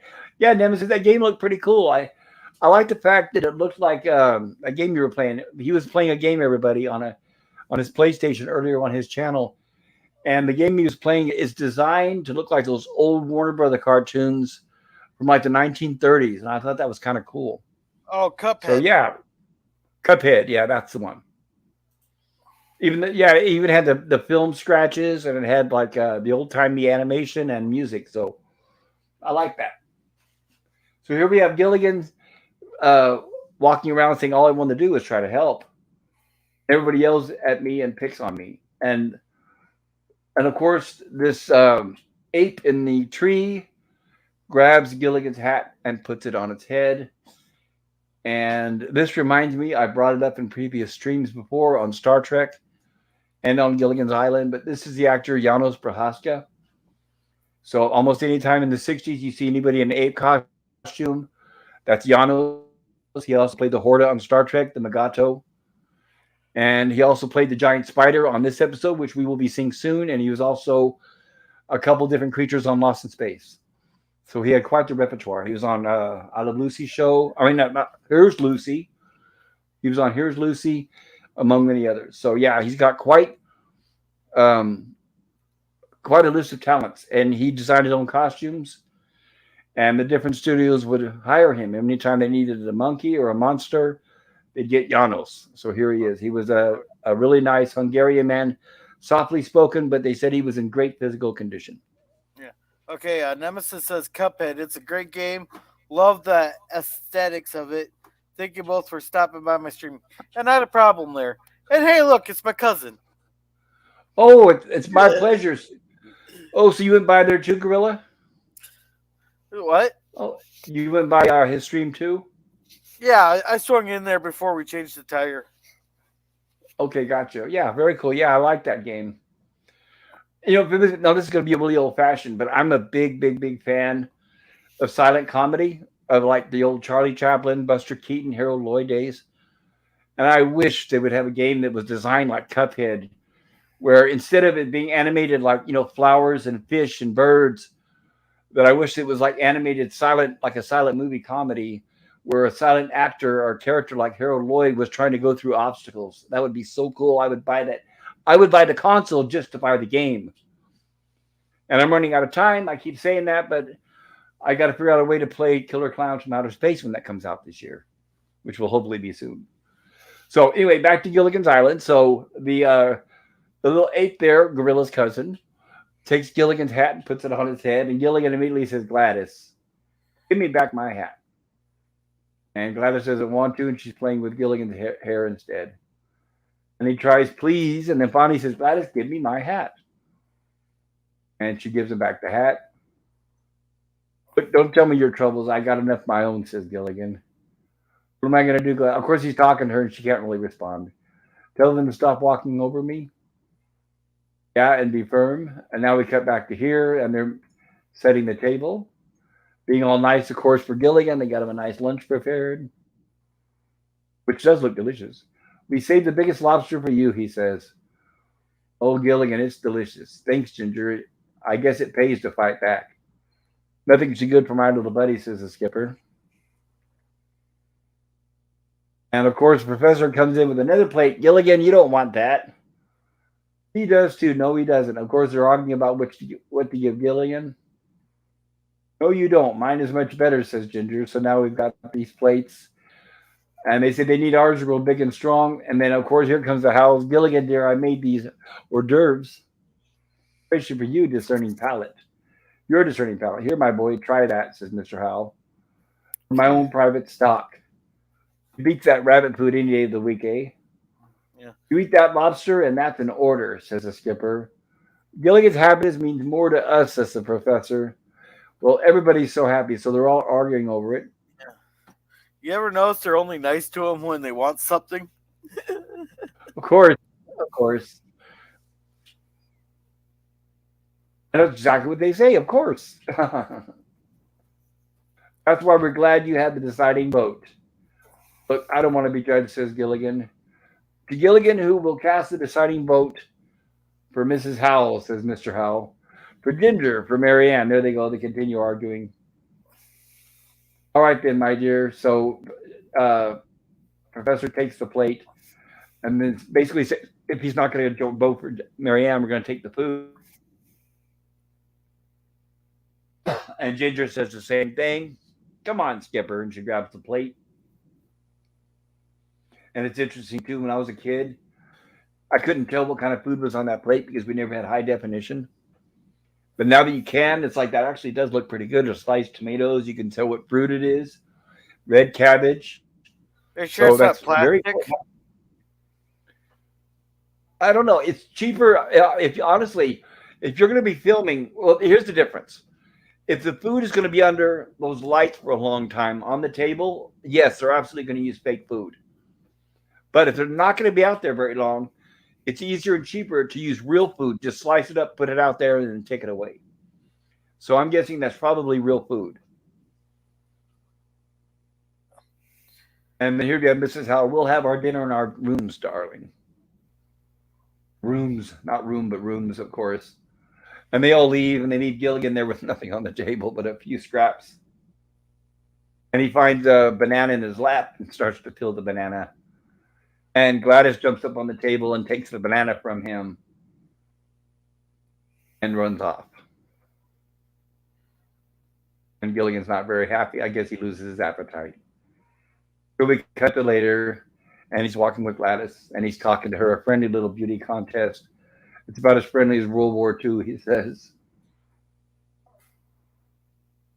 And now he's talking about them arguing. It's just Skipper, and Gilligan. Yes, that's him. And Gladys is reacting to what Gilligan says. And here we have the Skipper coming to look for Gilligan. And Gilligan says to the Skipper, "Hi, Skipper, I'd like you to meet Gladys." Skipper starts to shake Gladys's hand.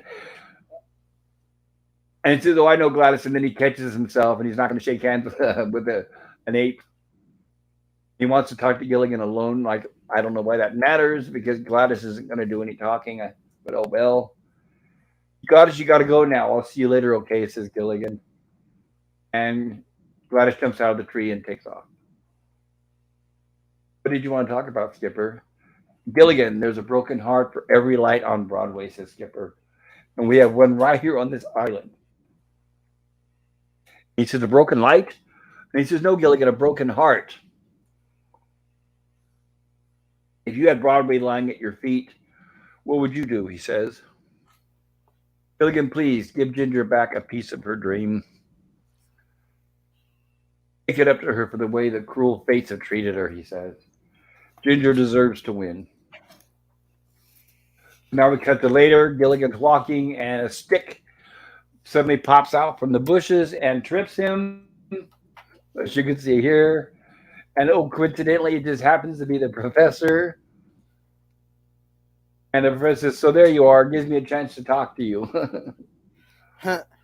Okay, Professor, appeal, he says.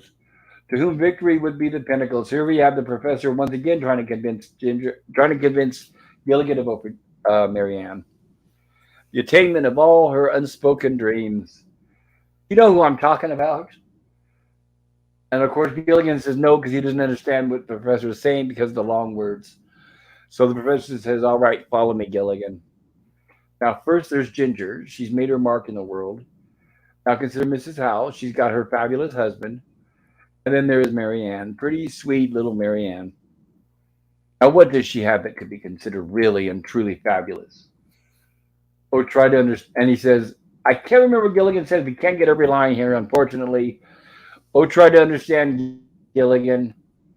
Marianne needs to be Mrs. Castaway, as the other two couldn't possibly. We're not going to be able to catch every term. You must do this for her. Let me check. Sorry, I got an alert. Oops, that's something else. Okay, so there we are. You see on one hand the Skipper's right, and Ginger should win, he tells Gladys. And on the other hand, the professor's right. Mary Ann should win. And only an idiot would get himself into a spot like this. And when he says that, Gladys nods and agrees with him. And then he looks at her. She shakes her head. Let's see if we can catch that. And here comes Mr. Howell.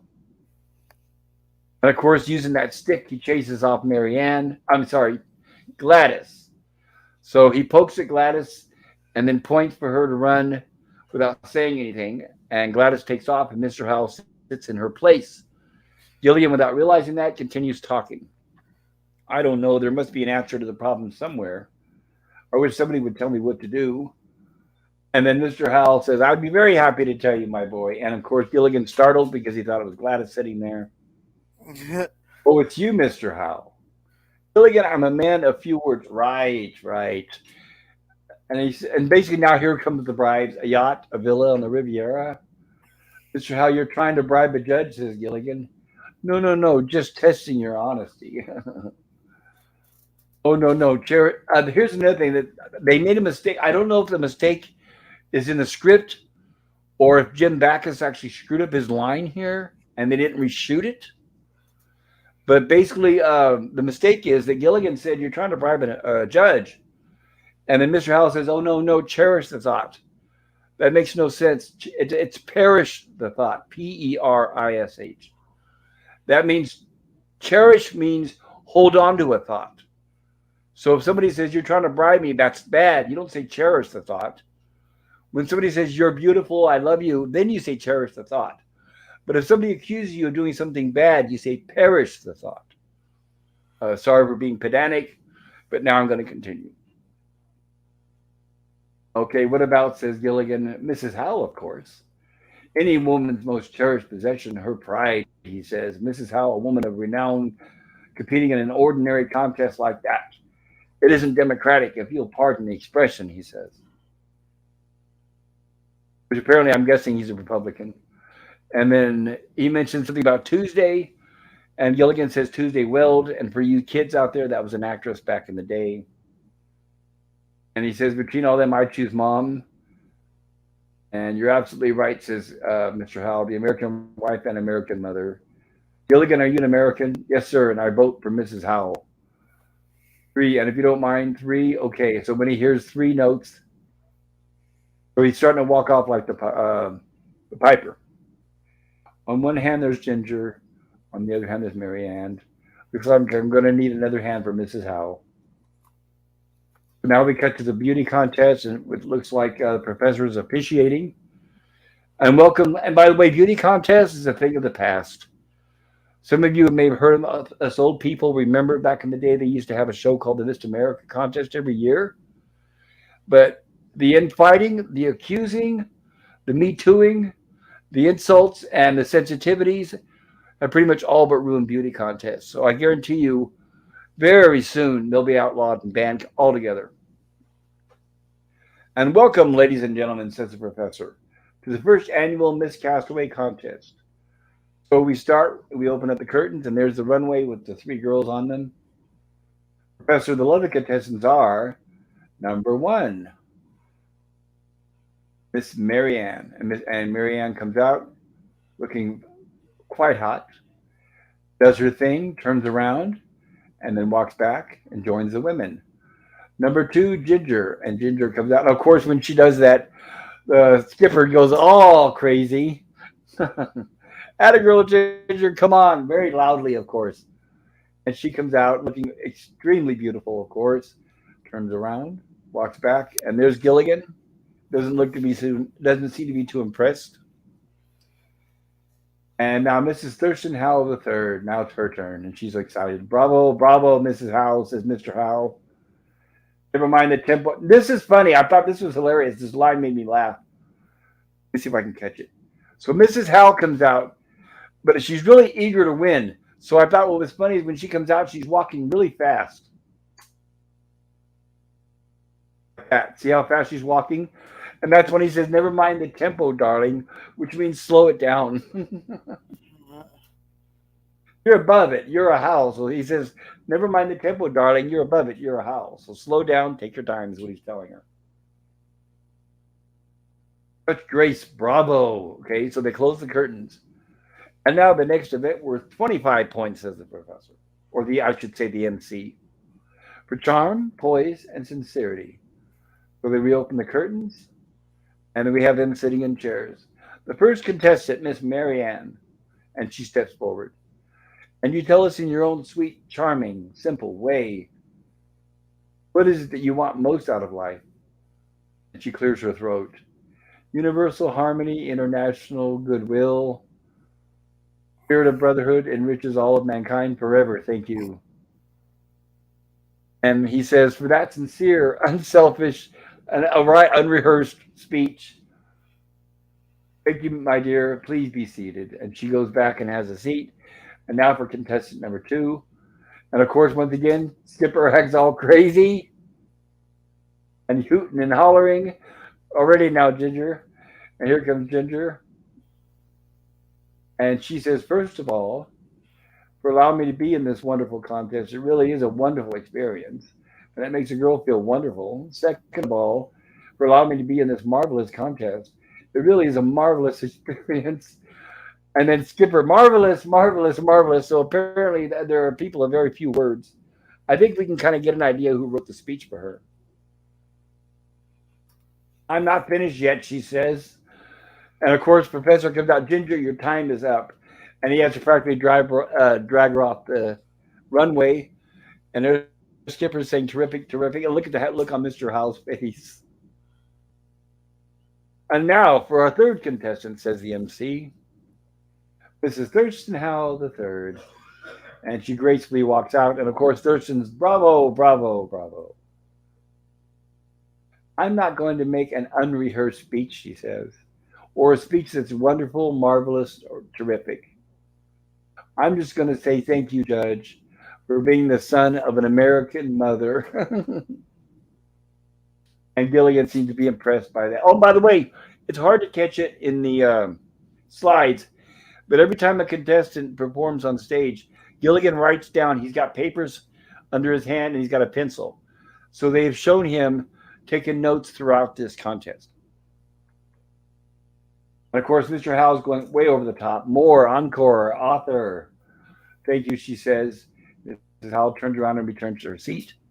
And now there will be a 5-minute break for a costume change, says the professor, before we commence with the talent competition. And there it is. There's Gilligan with his notes, scribbling on the paper.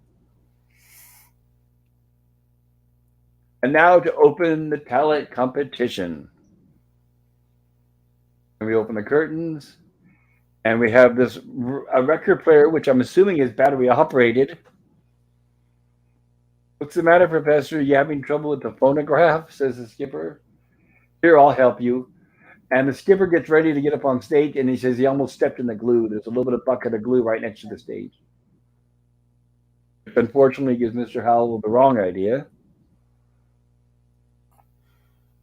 So Mr. Howell takes the glue and puts a little bit there on the stage. And the skipper doesn't see that and has the seat. So here we go. The music starts, and here comes Marianne doing a little bit of soft shoe, they call it. Tap dancing, pretty much.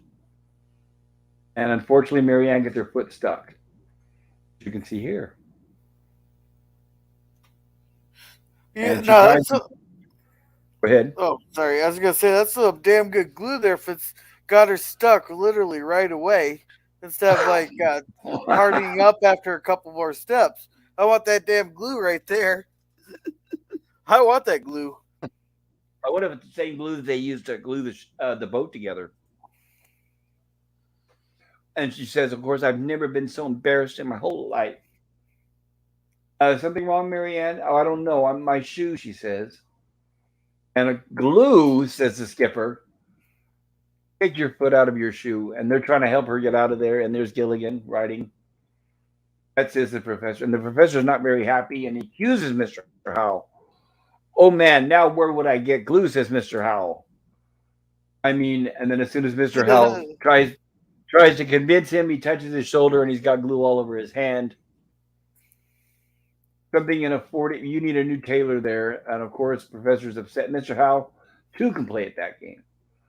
This is Thurston Howell the third. He introduces her And as you can see, he's not very happy. We'll now recite a dramatic poem. Bravo, bravo. So here comes Mrs. Howell, and she deepens her voice to try to speak like a man. Paul Revere's Ride, she says. Listen, my children, and you shall hear of the midnight ride of Paul Revere. And in this scene, we can clearly, quite obviously, in this professor's right hand, see a plastic, what do you call it, pineapple container. And it's obviously not a real pineapple container, but it's obviously plastic. But I don't think people would, they didn't think people would notice, but yeah, I did, unfortunately.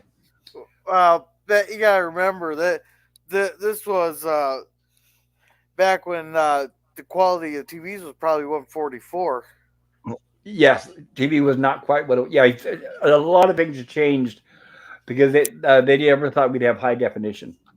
Oh yeah, that's a fun fact on Star Trek: The Next Generation. The guy there who was in charge of designing the props and stuff, he never Uh thought huh. that the TVs would be clear enough that you'd actually be able to read what was on the things there. So Uh on one of the panels there, he just put in the lyrics to the Gilligan's Island song. huh. On one of the episodes, or can you see it on more than one episode? Um, I one episode for sure. I know someone grabbed a screenshot of that.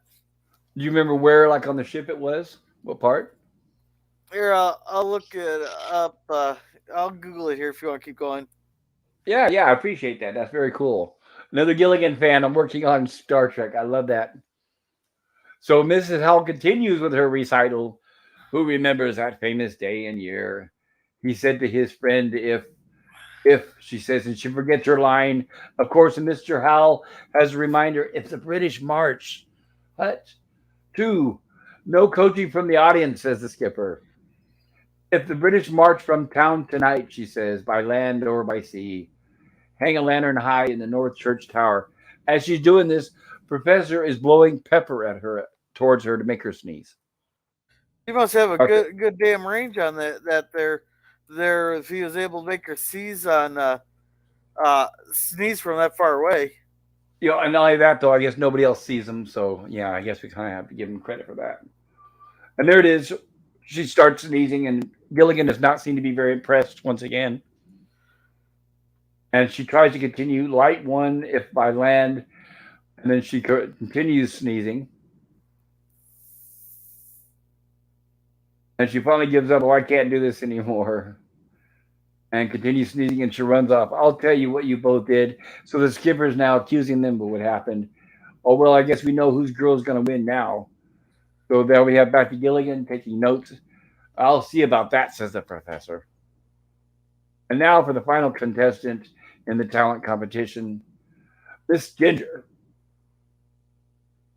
So Skipper gets the music ready, jazz music starts, and here comes Ginger. So she's basically singing the song, Let Me Entertain You, Let Me Make You Smile.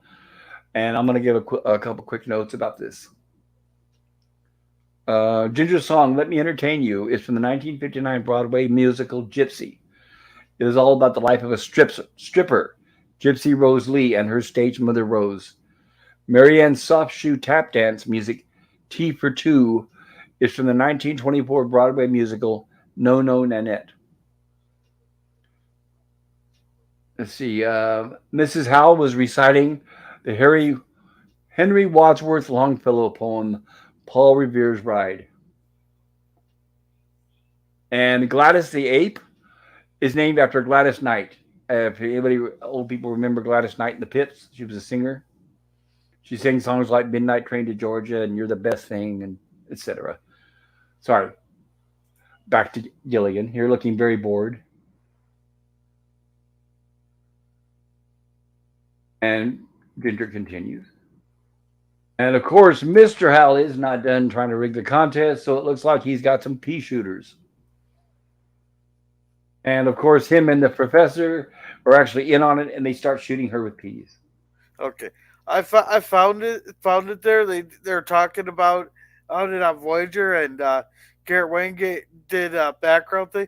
You couldn't actually see in the episode, and the video got taken down off of YouTube. Shame, shame, shame on you, Paramount, for that. But too bad they didn't at least get some stills up. Maybe the clip was more than so many seconds or something. I don't know. Yeah, but he talks about how they had the theme song on there. But I found another article that'll be interesting to you for Jill's stream next week. Oh, what's that? In the season 3 episode of Gilligan's Island here, the costume was used in Cat's Paw. Season 3 of Gilligan's Island? Yeah, when Gilligan dresses up as Lovey's fairy godmother. Okay, very cool. Yeah, yeah. We need to try to when we get to season 3, we need to try to make sure we mention that. Hopefully, Yeah, we'll remember. but I figured maybe you could mention it on Jill's stream next week. Well, I oh, that's got right. We're the doing Cat's Paw. yeah, That's right. I got the Yeah. link right there. I got the link for you right there. Send it to my Twitter if you can. Okay. Yeah, because then I'll have it and I can share it with. Thank you. Yeah, because I you reminded me. That's right. We're doing Cat's Paw next week. Yeah. That's right on Tuesday. On Tuesday. So yeah, shout out to Anti Derivative Jill, everybody. Every Tuesday at noon Central Time, we cover Star Trek, the original series, and we're starting just like tonight. We started season 2 of Gilligan's Island. Tuesday, we're going to be starting season 2 of Star Trek, the original series, starting with the episode Cat's Paw. So thank you, Gorilla. I really appreciate that. So here we have Ginger trying to perform on stage, but unfortunately, the professor, Mr. Howell, keeps shooting her with peas. And of course, it's kind of hard to see that in the stills, but that's why she's saying "ow, ow, ow." And there they are. There they have the pea shooters. And Mr. Howell wants his weapon back, and he hides it in his jacket, of course. All right, little buddy, little shipmate. Of course, everybody's being nice to Gilligan all of a sudden. Okay, you ladies may be seated, he says. First of all, I'd like to say all the ladies are very beautiful. Yeah, yeah, charmingly said. Who won? Says the skipper. With all due respect to candidate number 1. Just a second.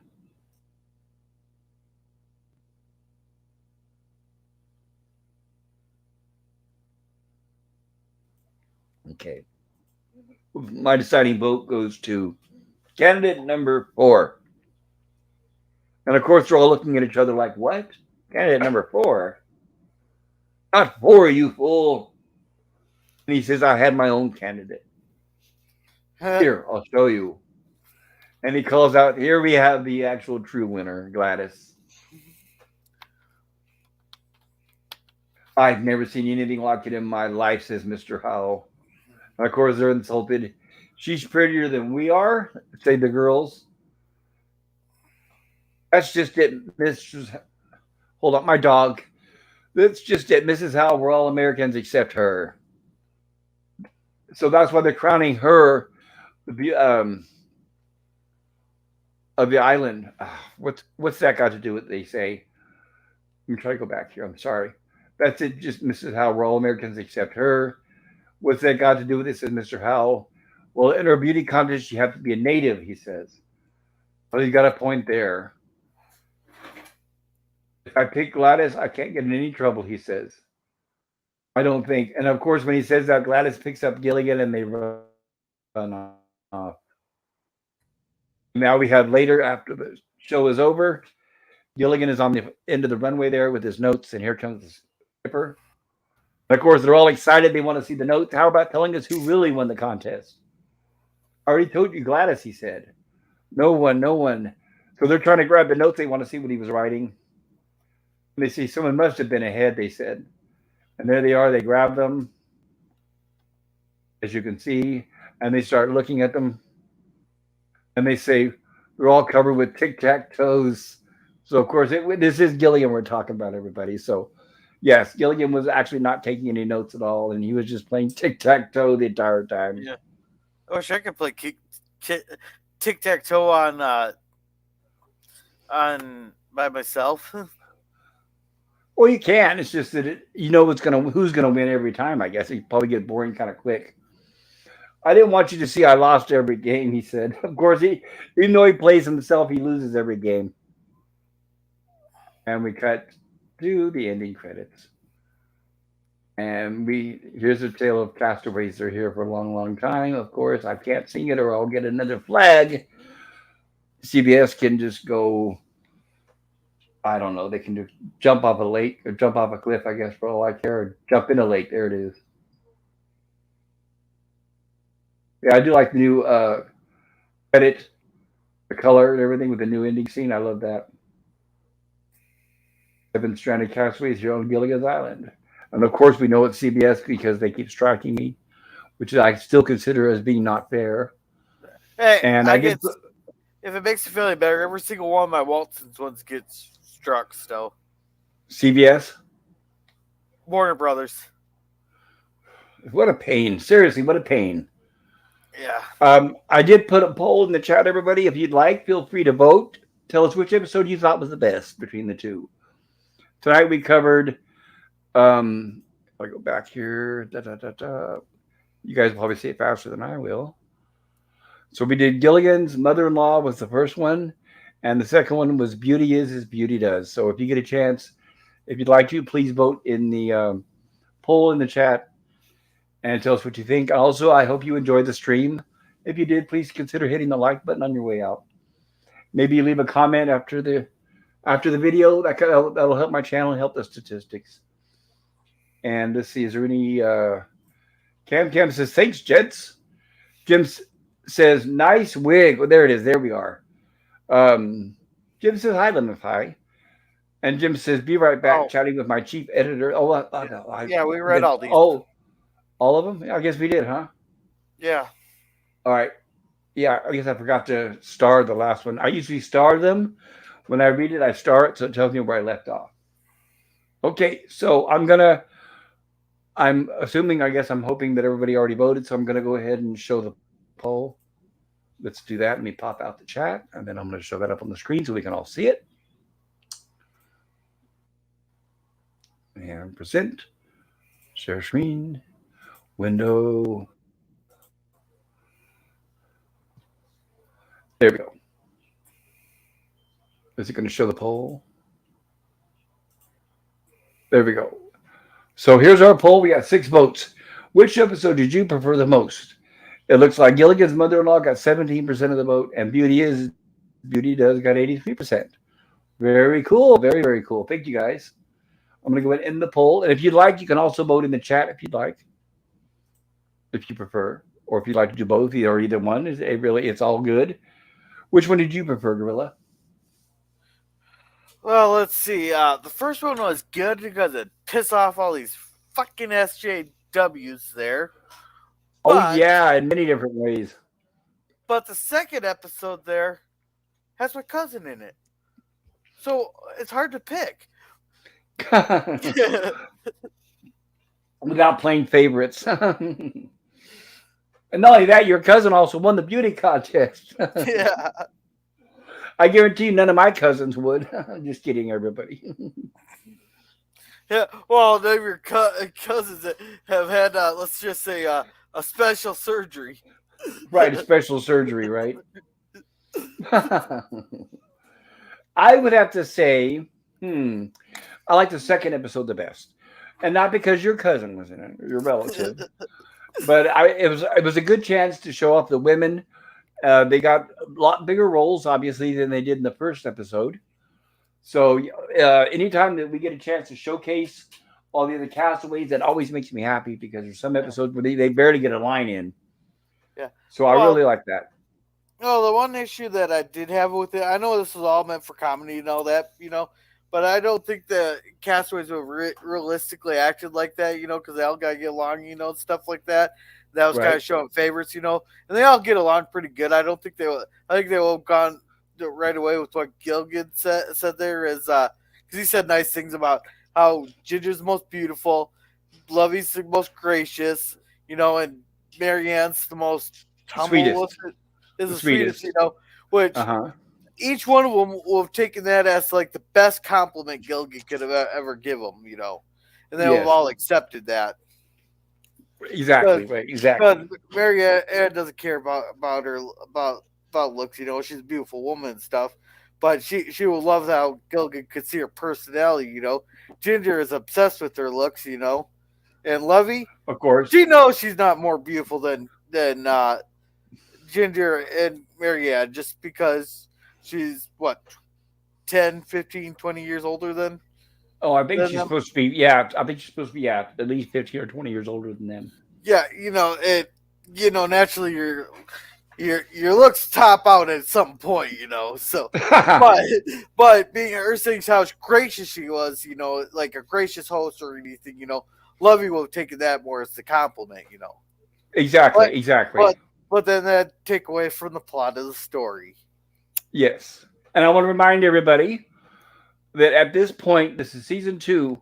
Natalie Schaefer, who played Lovey, was 66 years old, and that is with no plastic surgery. Look at all those wretched, vain, conceited women in Hollywood that aren't even nearly that age that have already gotten botched plastic surgery. So I like to call them out for being ugly the way they really are. And if anybody takes offense into that, thank you. If you got botched plastic surgery because you're vain and conceited, I'm glad it's botched. I'll put it that way. And I won't pay to see anything you make ever again. That's another thing too. When they make a movie or anything that's got a botched plastic surgeon person in it, I don't watch it because it takes me out of whatever it is. So yeah, in my opinion, their career is over when they do that. Not the other way around. Their career is over in my eyes. And I enjoyed the second season, the second episode the best between the two. I did like them both, but I did enjoy the second one best, like I said, because we get to see more of the beautiful ladies performing. And yeah, honestly, like you said too, Marianne, as far as the characters are going, Marianne is the sweetest, most humble. And Ginger and Mrs. Howell are both vain. When you think about it, Ginger's vain because yes, she has the looks, yes, she's an actress, and so on and so forth.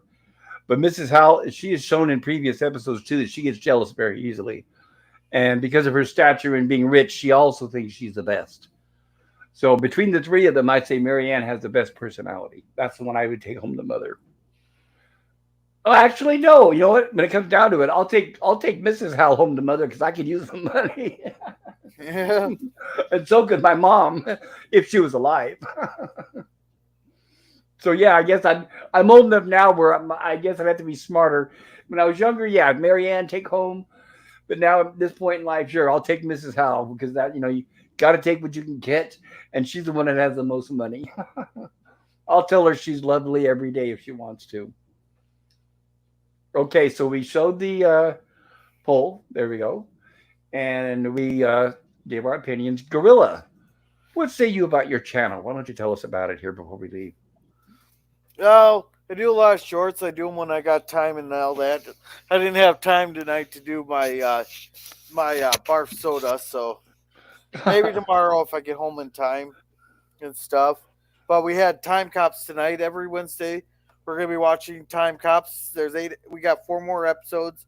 Then we're going to End of the Fucking World. Um, and YouTube, that's the title of the show. So you can't hit us for that. No, I know but from what I hear, from what I heard on Bird of Prey channel, you can cuss as long as you don't do it within the first so many seconds of your stream, which is yeah, but they said who it's knows. exempt. It's exempt from song lyrics and titles of shows and stuff. So Okay. I was making a little bit of a joke with that, but so then on Friday we should be having our Walton's review. If Nice. as long as Germ doesn't have to like work in that. Saturday's Babylon 5. Then Sunday I got a special thumbnail already made for it. The, Nice. they're with we're watching Beetlejuice. I can show the thumbnail here if you really want. Oh, hold on. Let me put you back to where it is. Yeah, I should do like you. You do your stuff like days ahead of time. I need to get into that groove too. Yeah, because I. Well, this one here already had the thumbnail planned out, so All right, go ahead. I gotta get it open here. No hurry. And I want to thank everybody in the chat for being here. Wonderful, wonderful turnout. All you fantastic people. I really appreciate it. I'm pretty sure I think we shout out to everybody. I try not to ignore everybody. In fact, I refused. I will not. I make sure that everybody gets credit. I don't care who they are. And if you're in the chat, please, if you'd like, drop a link to your channel because that's one of the reasons that I have this stream is to help promote my good friends. while we see Gorilla's thumbnail. Okay, there it is. Let me make this Oh, you bigger so can't I even can read read it. it here. So this movie's about the mayor of Chicago, say Gorilla. Wrong, Beetlejuice, says Resolute Germ.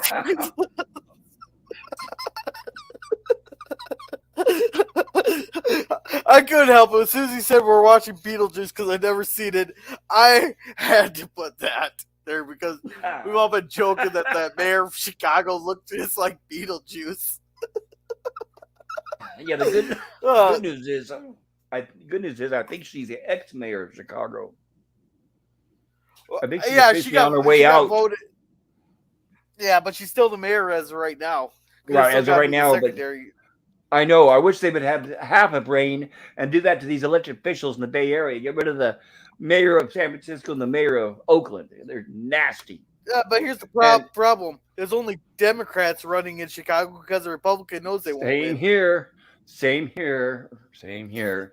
That's why nothing ever gets better. They'll just vote another one just like basically carbon copy of it. So, carbon copy. That dates me again, doesn't it? Hello, all lurking. Hello, Chris. Good to see you. Glad you could join Hey, us. I know Chris. we're just kind of ending the stream, but it's so good to see you there, Chris. Pop and Gorilla, good to see you, says Chris. Yeah, very cool. Yeah, thank you for sharing that with us, Gorilla. Um, so we're gonna have this is Wednesday. We're gonna have a few days break. Monday, if you're able to, if you're listening, please join us on my stream at 6 p.m. Pacific time, where we're gonna cover the third episode of Lost in Space, the original series Island in the Sky. And then on Tuesday at 12 Central Time, you'll find me on Anti-Derivative Jill's channel, where we're going to be covering Season 2, Episode 1 of Star Trek, the original series, Cat's Paw. And I'll be putting the poll up tonight. In fact, that's what I'm working on now, is what horror movie we're going to cover for our next week's stream. And I'll put up 4 titles, and I'll let you guys vote like we usually do. And thank you, if any of you came to my horror stream last night, Kingdom of the Spiders. I really appreciate it. It was so fun. So yeah, if you have not been to my horror streams, I recommend them. A lot of people come and watch, and we have an entertaining time. Everybody puts an input, we laugh. So it was a blast. And yeah, and Gorilla, thank you for being there last night. I appreciate that. Yeah, no problem. Okay, so until then, I'll also next Wednesday we'll be back with 2 more episodes of Gilligan's Island. So let me see, do I got anybody here? Everything? There you go. Okay. Yeah, I think we have every chat. I usually try to cover every chat, and sometimes I accidentally miss them. There we are. Thumbs up from LDG. Thank you, LDG. I really appreciate it. Okay, so with that, everybody, go ahead. Yeah, thanks, Chris. There. Hope I can see you there on Sunday. It's at 7 o'clock Central Standard Time. Okay, perfect. Yeah, thank you, Chris. Thank you, and thank you, LDG, and everybody else in the chat. Have a wonderful time. Stay warm out there. Drive safe if you're still suffering the winter conditions, and most of all, above and beyond everything else, peace.